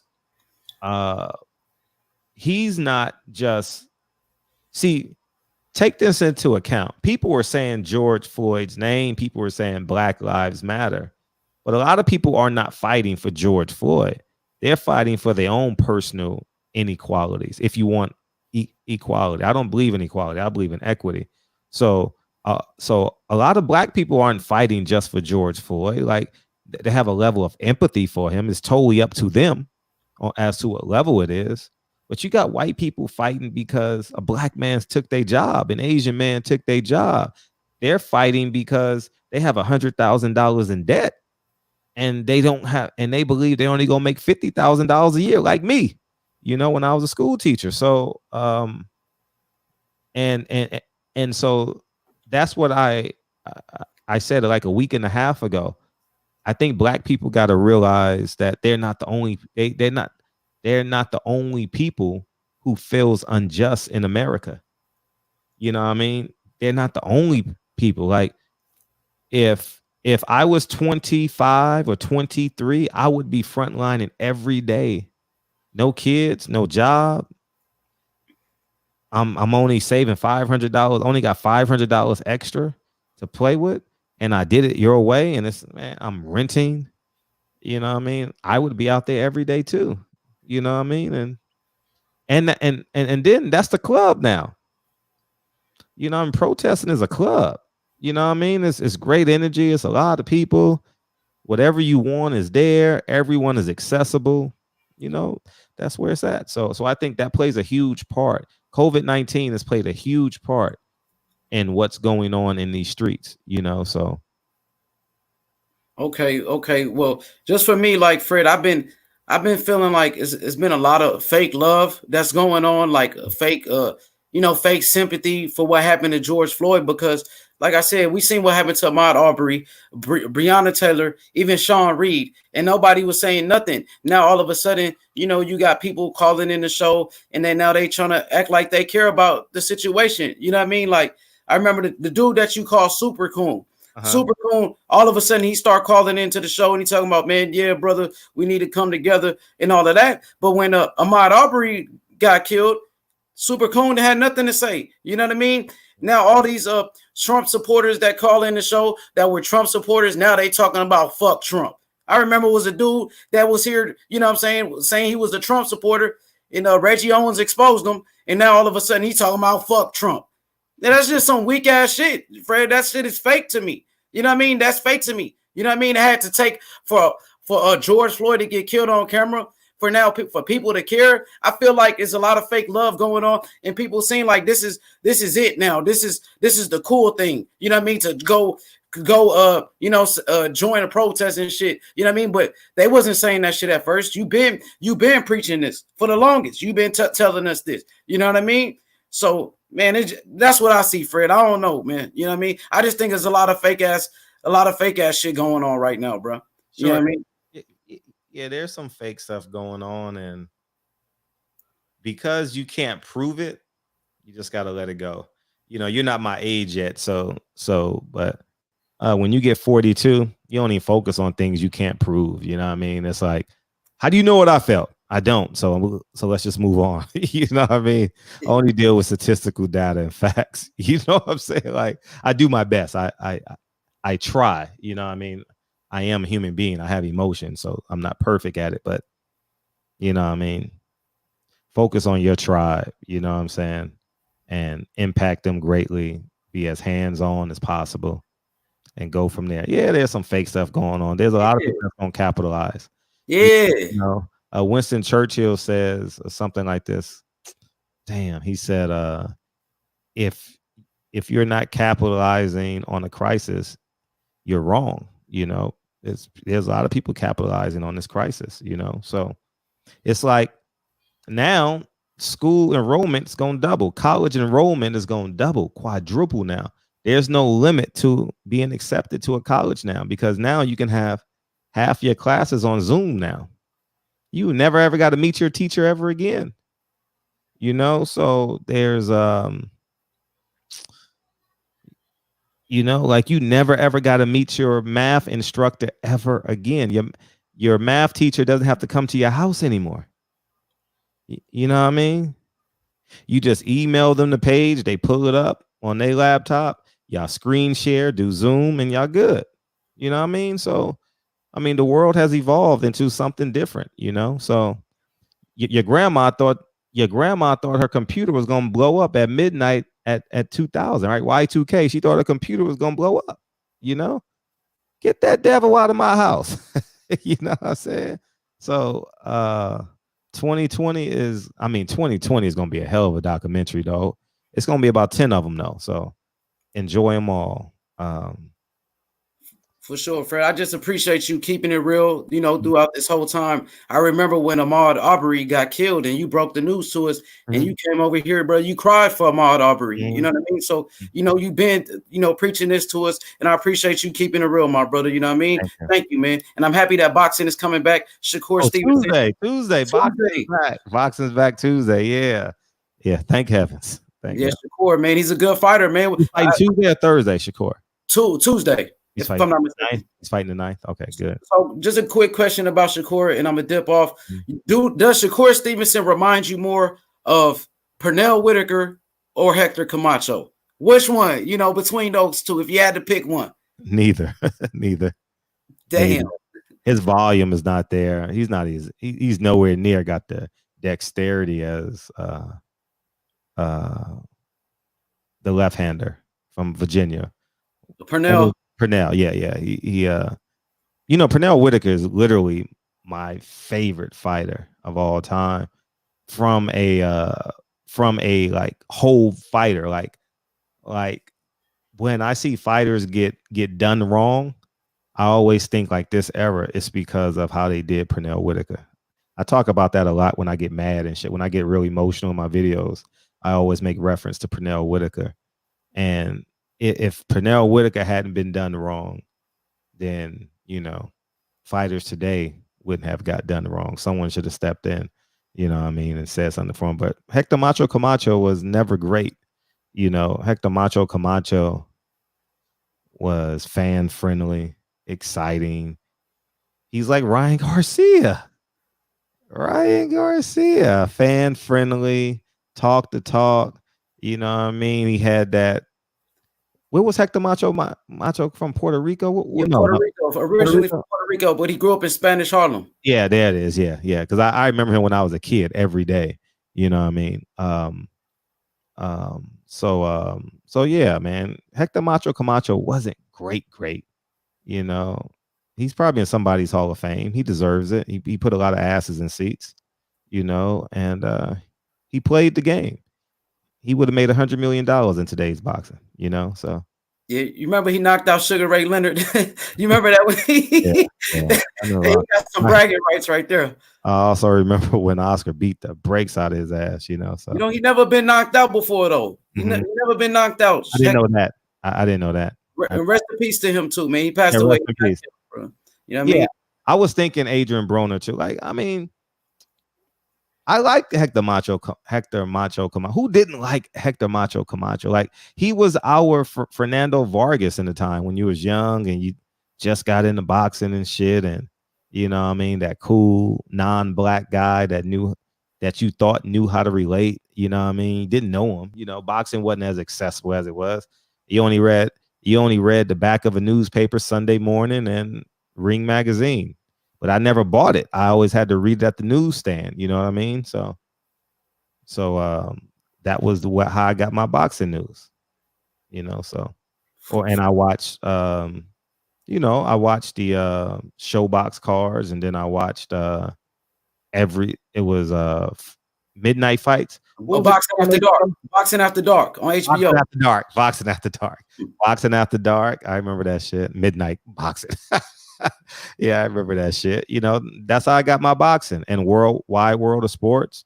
And then NBC used to do a lot of fights, and CBS used to do fights back in the day. And that's how I got my boxing.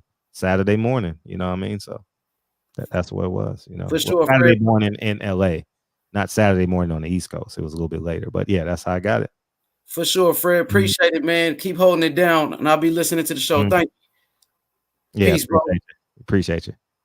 One. See, I didn't know all that stuff about Hector Macho Camacho, and I'll be honest, I haven't really studied him since, you know what I mean? So I'm not an expert on Hector Macho Camacho. I just know the flashy outfits and shit. And I was a kid, man. I was a kid. I wasn't a historian. You know what I mean? I wasn't a historian when I was young, and I still wouldn't consider myself a historian. You know what I mean? Lemon 10 to B12, double check the details. Gotta cross my T's and dot my I's or I can't sleep well. I'm just a 42-year-old guy that watched a lot of boxing. You know what I mean? What's up, Reg? What's up, Fred? What's happening? How you What's feeling? happening, everybody? Man, hey, I want to get in on the little bit of the AJ thing, man. I don't think it's a bad thing at all. I think this is his aha awakening moment. Sure, I think it's a good moment for him, man, and for all them UK fighters who are afraid to walk in their own pride, to walk in pride of being a black, unapologetic black man. Because being unapologetically black doesn't mean the same thing as being unapologetically white. We don't come with insecurities and all that stuff. So I think it's good for him to identify those who have been fake with him. Just because a few white folks come out, they ain't got the power of speaking about what's against them or what's not. That's one little punk ass person who now can be identified, and now it's going to turn on them. Man, racial bigotry always gets stumped out. Always. Racial bigotry always fails. That's why I say there's no such thing as white supremacy, because it hasn't existed nowhere for the long term. It's always been a failure on itself. Now, when you create systems that people don't realize what they're in, like they speak about slavery, you hear a lot of these white bigots who speak about, slaves were happy during slavery, and they smile, they dance, and this and that. That's what happens when people don't realize the condition they're in. They don't understand that they're living in this type of system that's built. But the moment they wake up and they realize what it truly is the minute they stand up and they break it down. Now, this white system has been broken apart multiple times. It's just that black folks have always fallen asleep because they refuse to lead in it. And that's the problem. When you refuse to lead in it, you break it down to get a person's foot off your neck, and then you fall back to sleep, hoping and wishing that he does what's right and do right by you as well. And that's never going to happen until you start stepping up and start taking a lead.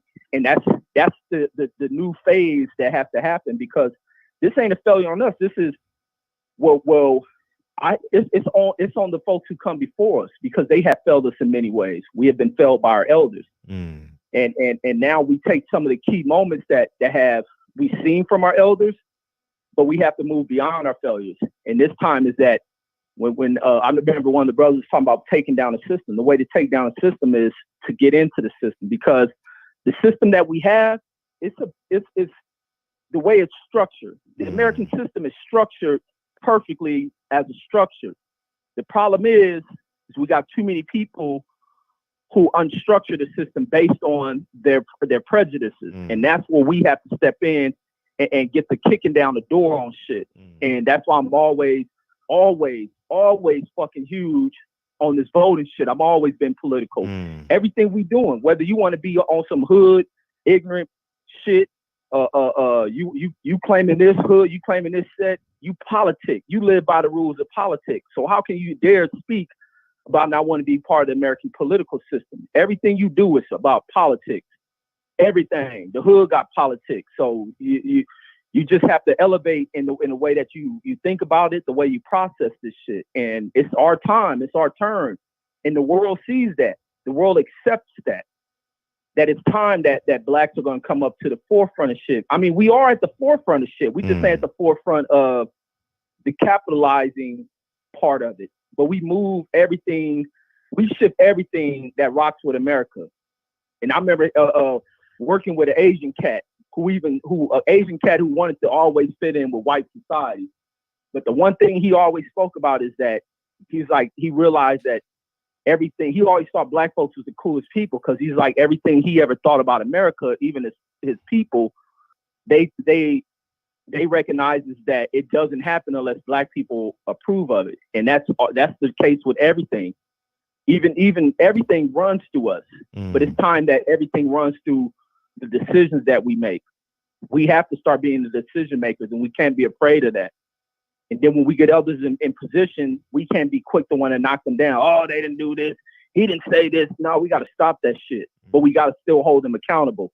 When they get off track, put them right back on track. But we got to understand and be open to accepting that some people may be the smartest person in the room. Take a step back, allow them to lead from their position. But also, when you're in a leadership position, you have to be opening to listening to others.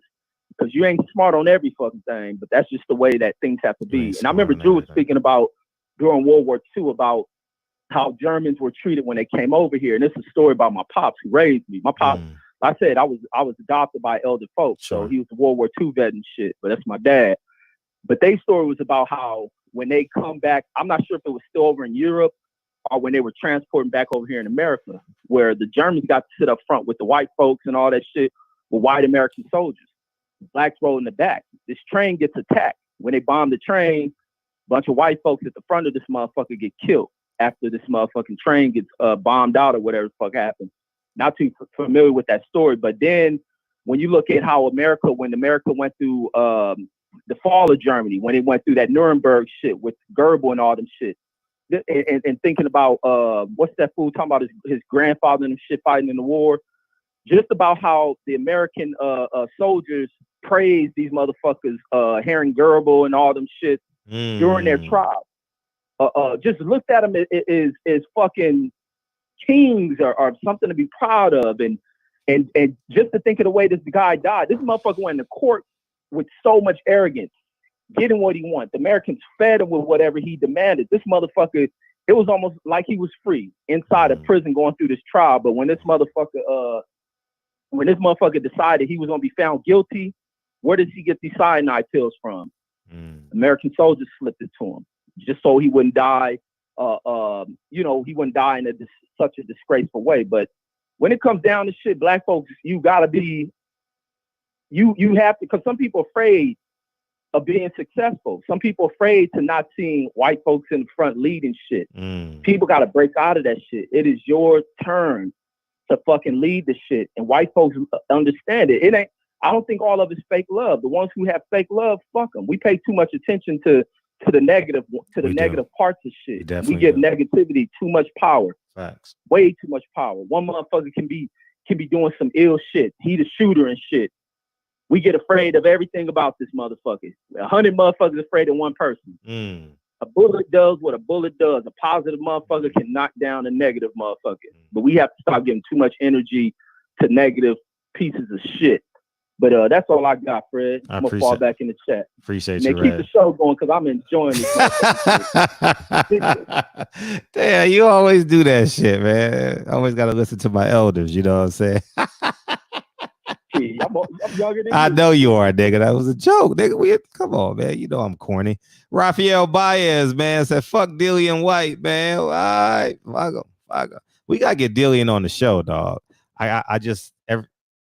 half the shit I be saying I'm gonna do sometimes, I forget. You know, I don't have a producer on this show, so if I don't write that shit down, you know what I mean? But pound for pound boxing, yeah, you know, I thought it's funny. I had that thought today too, dog. I literally had this thought.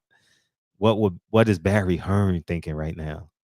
I was gonna do a video, but I was so locked into what I was doing in these streets with the protests and stuff, I didn't get a chance to do it.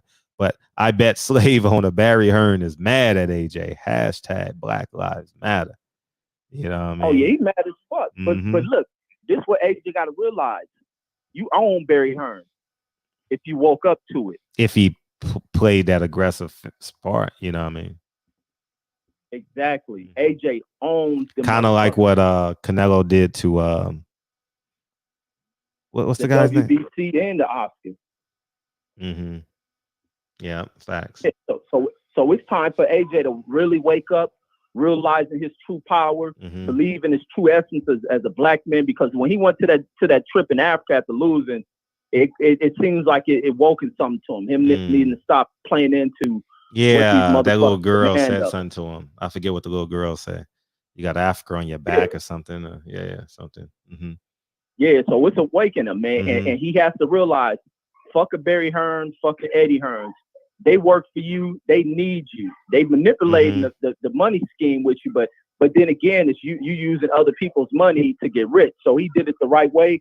Now you do what the fuck you want. They can be mad at however about your blackness all they want, but their Europeanness ain't gonna do shit. They can't make money on their own. Facts. They can't make another AJ. They ain't even make an AJ to begin with.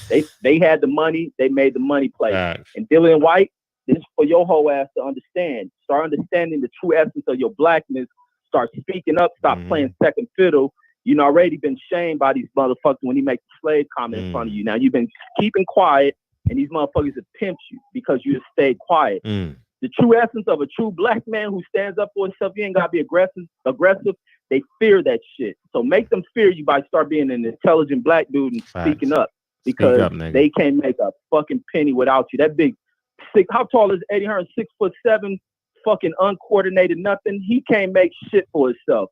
His silver spoon pussy. It's time for you black athletes to start waking up and understanding they need you. You use their money early on, then you break away from them. You can go to the bank and get your own loan to fucking finance, putting on your own fight and collecting what comes out of it. But that's all I got, Fred. I'm going to really jump out. Appreciate you. Appreciate you, big homie. All right, one. Yes, indeed, Reggie Owen. Yeah, man. So how I envisioned that, DB, I was thinking about that. Remember that Good Times poster? I mean, that Good Times painting with the long arms and shit, and they doing that. That's kind of how I picture like the barbershop conversations painting. You know what I mean? That'll be cool. You know what I mean? As soon as I get this one done, you know what I mean? I'm so close. I should show y'all the pictures. But, this is what I was saying. I pulled up that have y'all heard that new Meek Mill song? Is that what y'all was talking about in the chat? That shit. Meek Mill knows how to ride a beat like no other, man. That nigga goes in, dog. I was listening to it at the charging station. Meek Mill got it, dog. Yeah, Meek Mill got that shit. Yeah, call. We'll go 2 more phone calls, man. We'll get the hell out of here. To Melvin Wright. What's up, Melvin? How you doing, man? Welcome to the show.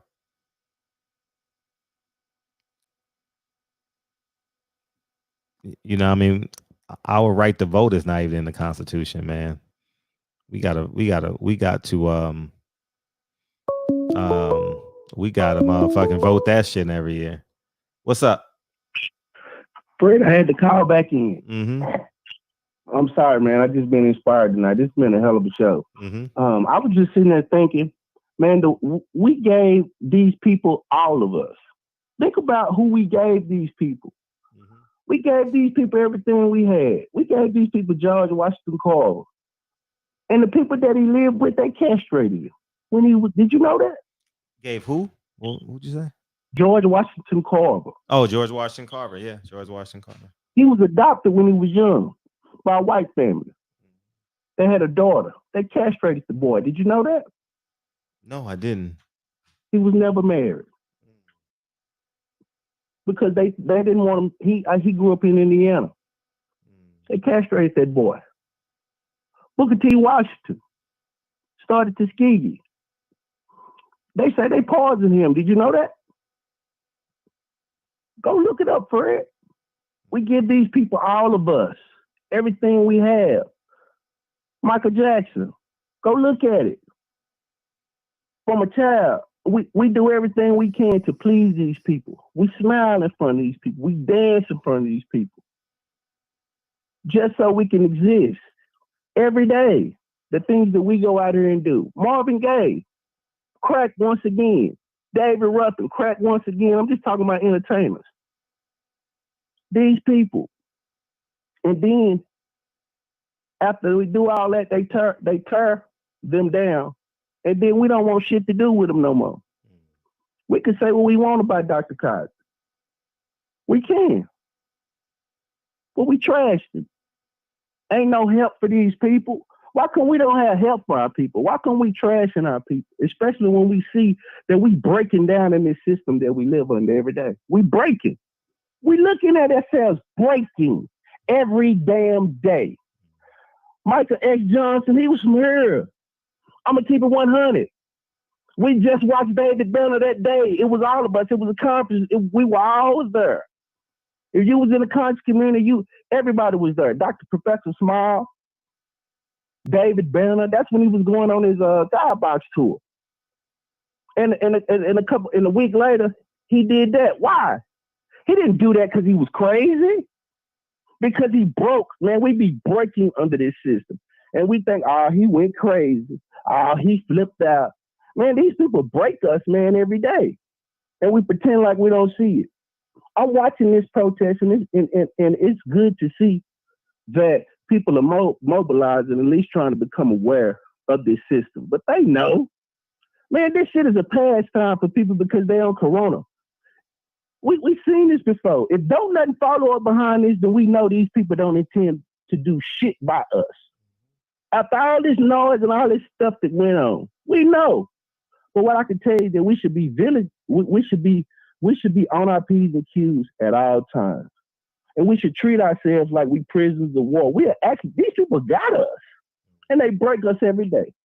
Did you read the story about the army investigating a sister that was found dead in her tent, fucking raped?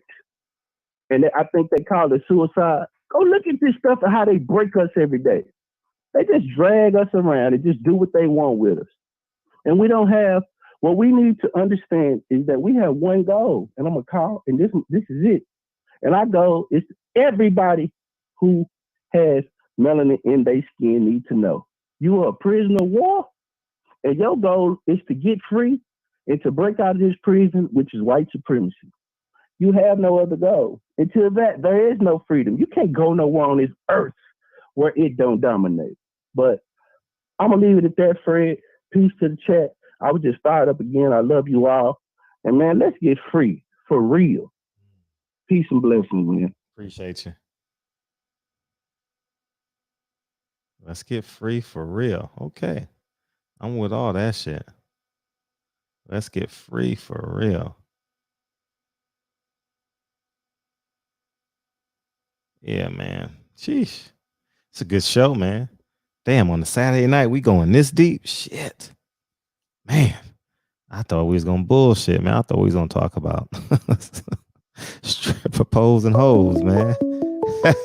I ain't going to even lie to y'all niggas.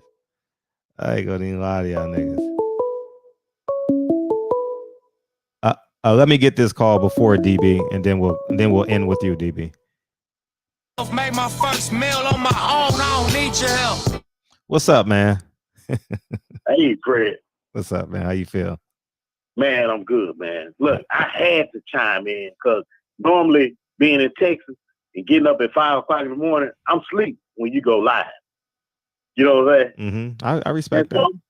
So I'm sitting here like you gotta go to church tomorrow, so you good. You gotta go praise God. You and Pastor Usher. I'm trying to deconstruct the whole church. Okay. You know what I'm saying? Because I believe in you gonna build your own. Supremacy is in 9 aspects of life: economics, education, entertainment, labor, law, politics, religion, sex, and war. And I'm trying to deconstruct his story and make it history. So I'm on a different page right now. I got you. Like, and so is Triple OG. He talking to me in caps. Yeah. So here's man. Look, because I've been listening to you for a couple years, man. I'm like, man, this dude here is my type of dude. You know what I'm saying? I love it. Mm-hmm. I listen to you, man. You for us. Mm-hmm. We don't have that. You know what I'm saying? Mm-hmm. We don't have it. So anyway, my point that I wanted to make about, let me see, well, I might have just lost my point. Anyway, we'll go to the second one and then come back. My point is, look, I said that about the Constitution. Mm-hmm. The reason I said that to you in the chat is because I had a white person tell me, Melvin, why can't y'all just get over what happened? And I was like, what? I was like, oh, this is a softball. I can knock this out the park. You know what I'm saying? And so when I started explaining to him, you can't have a government that says you are just like a horse. And then say that years later, oh, well, you're a little better than the horse. Let's look at the what we're going through with these police departments. You got to go back to 1681 in the Commonwealth of Virginia when they passed the anti-miscegenation laws that says 3 laws. A person of African descent cannot have a gun or gunpowder. That means you can't protect your family and you can't feed your family. A person of African descent cannot be in a relationship with a white woman. Okay? So now you're restricting their sexual habits. Third, a person of African descent cannot sue a person declared as white in court. So now we're already talking about white people. They just created that in 1681 in the Commonwealth of Virginia. Jamestown. Okay, so now you create militias, and the militias are the slave patrols. They are there to capture and return or kill runaway slaves. Now we got the police departments that are created from the militias. Anything that starts out wrong can't be right. If I cheat on, if I'm messing with a married woman and I try to get this relationship going and she gets a divorce and I'm with her, I got to expect she gonna do the same thing to me. That's actually par for course, right? So the point is, if it starts out wrong, it can't be right. So let's talk about this thing that we call the Republic of the United States. This republic, you know what I'm saying, was an experiment. Go ahead. Of the people, for the people, by the people. Most governmental systems only last 200 to 300 years. We far surpassed that. This has to come crashing down to its knees. Its knees. It has to. Because it started out wrong. It started out on the backs of our people. Makes sense. Free labor. Thank you. Free labor. Bob Johnson said $14 trillion reparations. I'm talking about 30. That 100 acres and a mural and $100, translate that into, 180 years. It's something way crazy. It's a crazy number. And they ain't ready for that. But we can come up with a stimulus package, what was it? 3 trillion? We came up with that out of our ass. Where that money come from? I know, I said the same thing. Damn. So, like I said, I just want to chime in because I'm telling you, I'm a fan. I love what you're doing. I appreciate you for sure. You're a great guy. You know what I'm saying? I love what you're doing, That's man. love. Barbershop conversation. Feel free, hit the subscribe button. And I love when Black Fight fan be messing with you. He say, barbershop conversation looking ass. Yeah, you know what I'm saying? Like, please pray the Lord. That's how niggas talk to each other, when they respect another nigga, you know what I mean? Yeah. That's a fan. He a fan of you. Because you have something that he might not have. But he understands what you're doing. And vice versa. Yep. Yeah. Yeah. And like I said, look, I was trying to get in earlier. I was like, who is this Mexican man talking to me? Oh, what happened? Like, what is this? Huh? What happened? When I called the number, you know what I'm saying? I was like, it was like a Spanish dude talking. I was like, what in the world is this? And I'm like, let me go back and look and make sure I hit the right number. You know what I'm saying? It was early. This was about like 45 minutes ago. Oh, real? And you said he gonna call back. And I did call back. Yeah, but it's okay. It's okay. Man. Yeah. Like I said, man, I love what you're doing. I appreciate that. Man, stay grinding. Let's go get it. Let's go get it. However we're gonna get it. By Let's any go get means it. necessary. Because I truly believe By a any race means war is necessary. is on the horizon. Let's go. I don't know if we ready. You know what I'm saying for that. But I know we're gonna take a bunch of L's. Mm-hmm. But it's gonna get to a point where if a race war is here, it's gonna take those good white people to say that's enough. I've had enough. That's enough. I'm done, Fred. You know what I'm saying? Don't be a Look, stranger, like I man. said, But I know you gotta. I know you gotta get up and go bang that tamarine in the morning. Actually, look. know. My wife constantly trying to make me go to church. I won't go. Uh, So, but anyway, you know what I'm saying? But I get up in the morning. I'm listening to OG boxing talk. yeah, that shit is good, Yeah, right? That yeah, shit good. yeah. So, but anyway, Fred, you be good. Appreciate you, big homie. I appreciate you take my call. All the time, dude. All the time. Out. One. Unique Don, I appreciate you. Unique Don ain't been playing in the chat the past couple of days. I appreciate you, man. Keeping everybody's attention. You know what I mean? Keeping everybody's attention. Hey, I got a show today. That's all I'm trying to do. Hustle and motivate. What's up, man? It's the wrap-up minute. What's up, big homie? Oh, shit, man. It's funny. I'm going to start doing that now when people start calling my phone. I'm just going to start singing some Elvis Crespo when they call. Suavemente, besame, te quiero en tus labios, besándome otra vez. They're going to be like, what the fuck going on? They just going to hang up the phone. Like, I know that can't be this nigga. We had a complete one, right? He said, man, I called some Mexican. Man. That shit always funny, man. That shit always funny. I knew it was a new number. That's why I could tell it was a new number. Remember back in the day, anybody from SoCal, especially gonna remember this. I know they got K-Day out now, but it was an old K-Day. Mm-hmm. And it was Bobby Jimmy and the Critters and Bobby Jimmy, you a fool. Shut up, girl. And you used to do dedications. You know what I'm saying? Like you'd be in school, somebody is dedicated. Or listen to the show tonight. Watch, I'm a dedicated song. Somebody a dedicated song. Mm-hmm. So the recommended album for this particular chat is an album by a group called Dead Prez, and the album is called Let's Get Free. Mm-hmm.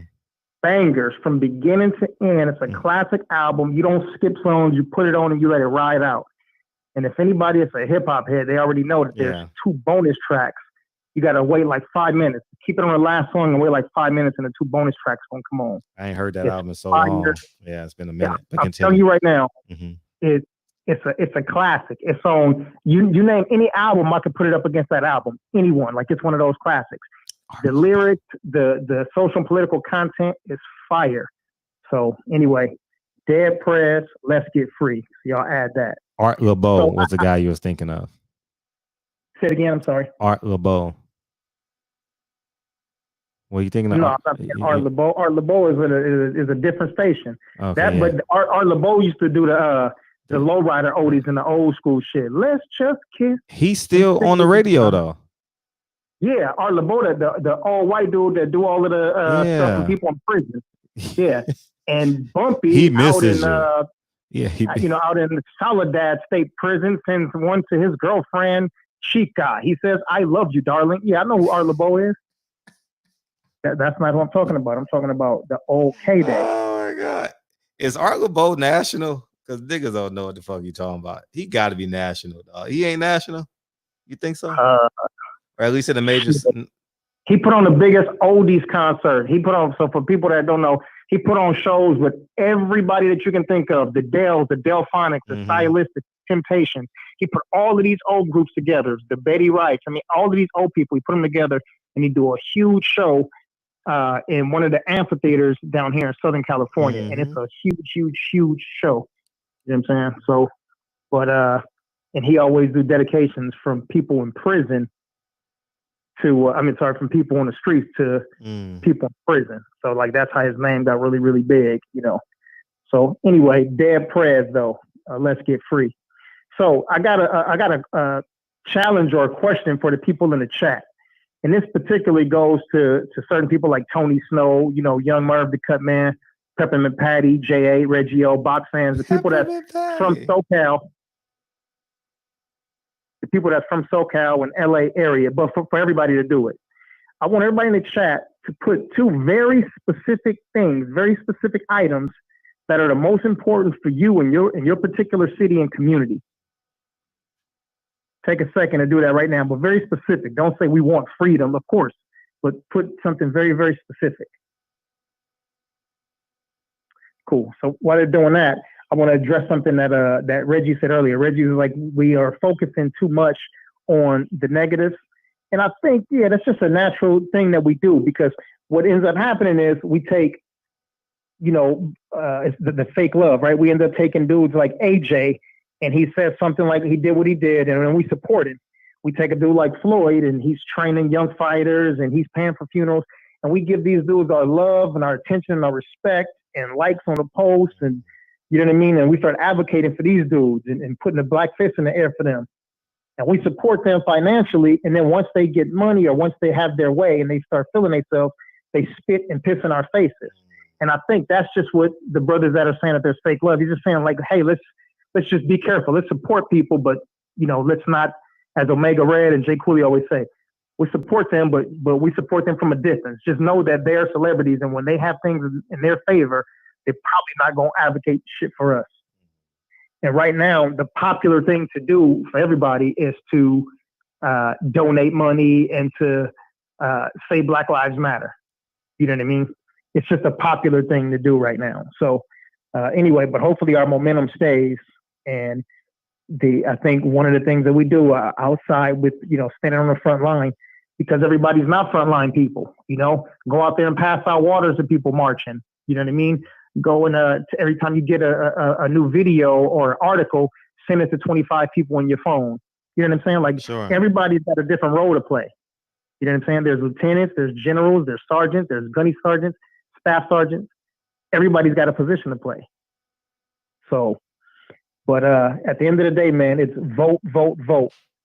In local elections, I'm not saying fuck presidency and the executive order, but city attorneys, district attorneys, the chiefs, the finance directors, the planning teams, the city management teams, like those are the people that we have to, put our time and attention and focus to.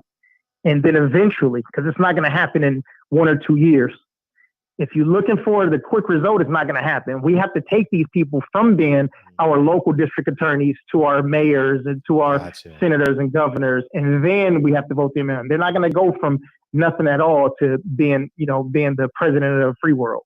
Facts. It's not going to happen. So it all starts with the local elections. Vote, vote, vote. Don't have to vote Democrat because you're Black. Facts. You can do what you need to do for your particular community. Anyhow, what song speaks to you?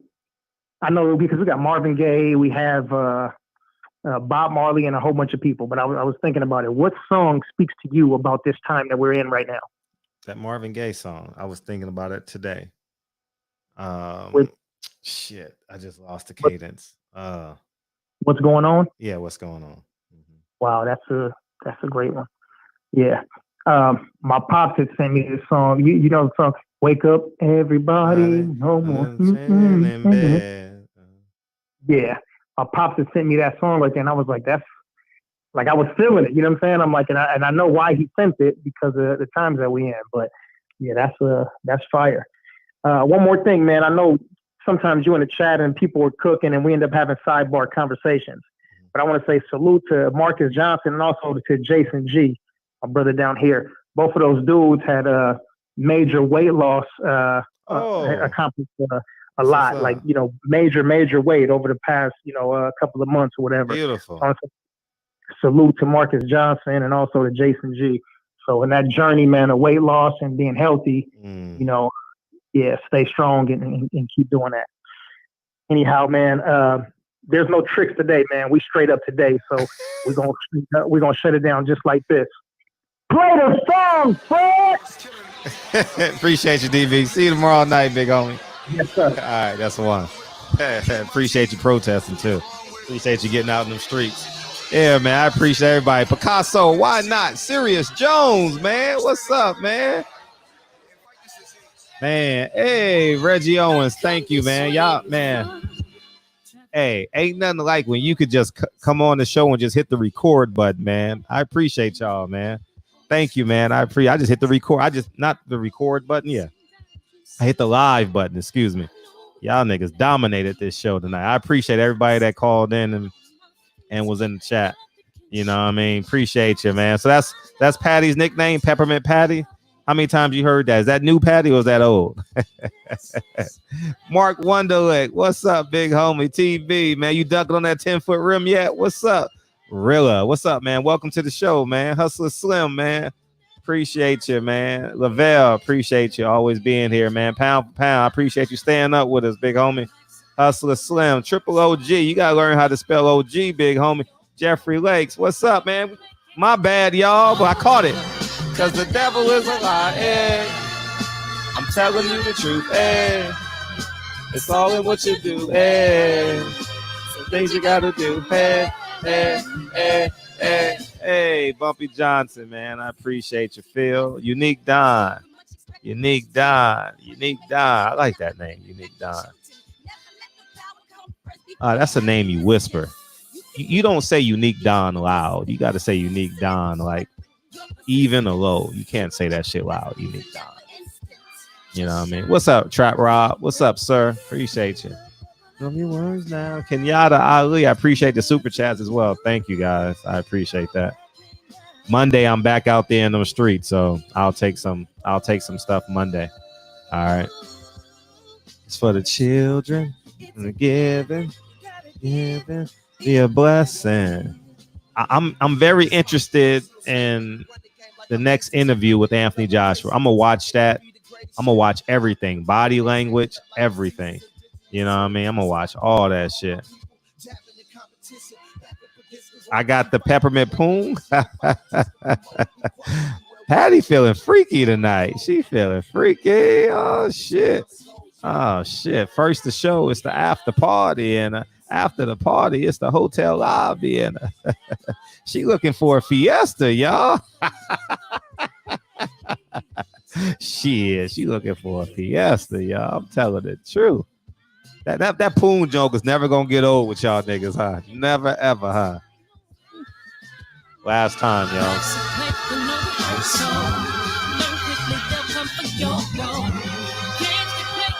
Personal, cause the devil is a lie, eh? I'm telling you the truth, eh? It's all in what you do, eh? The things you gotta do, hey, hey, hey, hey, hey, hey. Man, this shit goes. If you would have heard her making this song, oh man. I appreciate you, Lavelle. Oh, I got it. I opened it up. I just couldn't read it because of the show.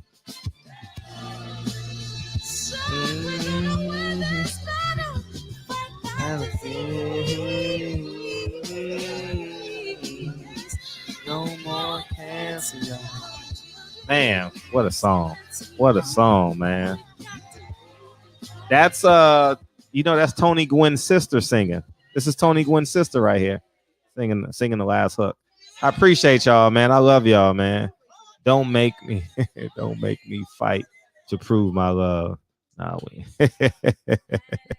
appreciate y'all, man. Michael James. I appreciate everybody in the chat, man. People Hernandez, we got our 5 mics. We Gucci, baby. I appreciate y'all. I love y'all. See y'all tomorrow night.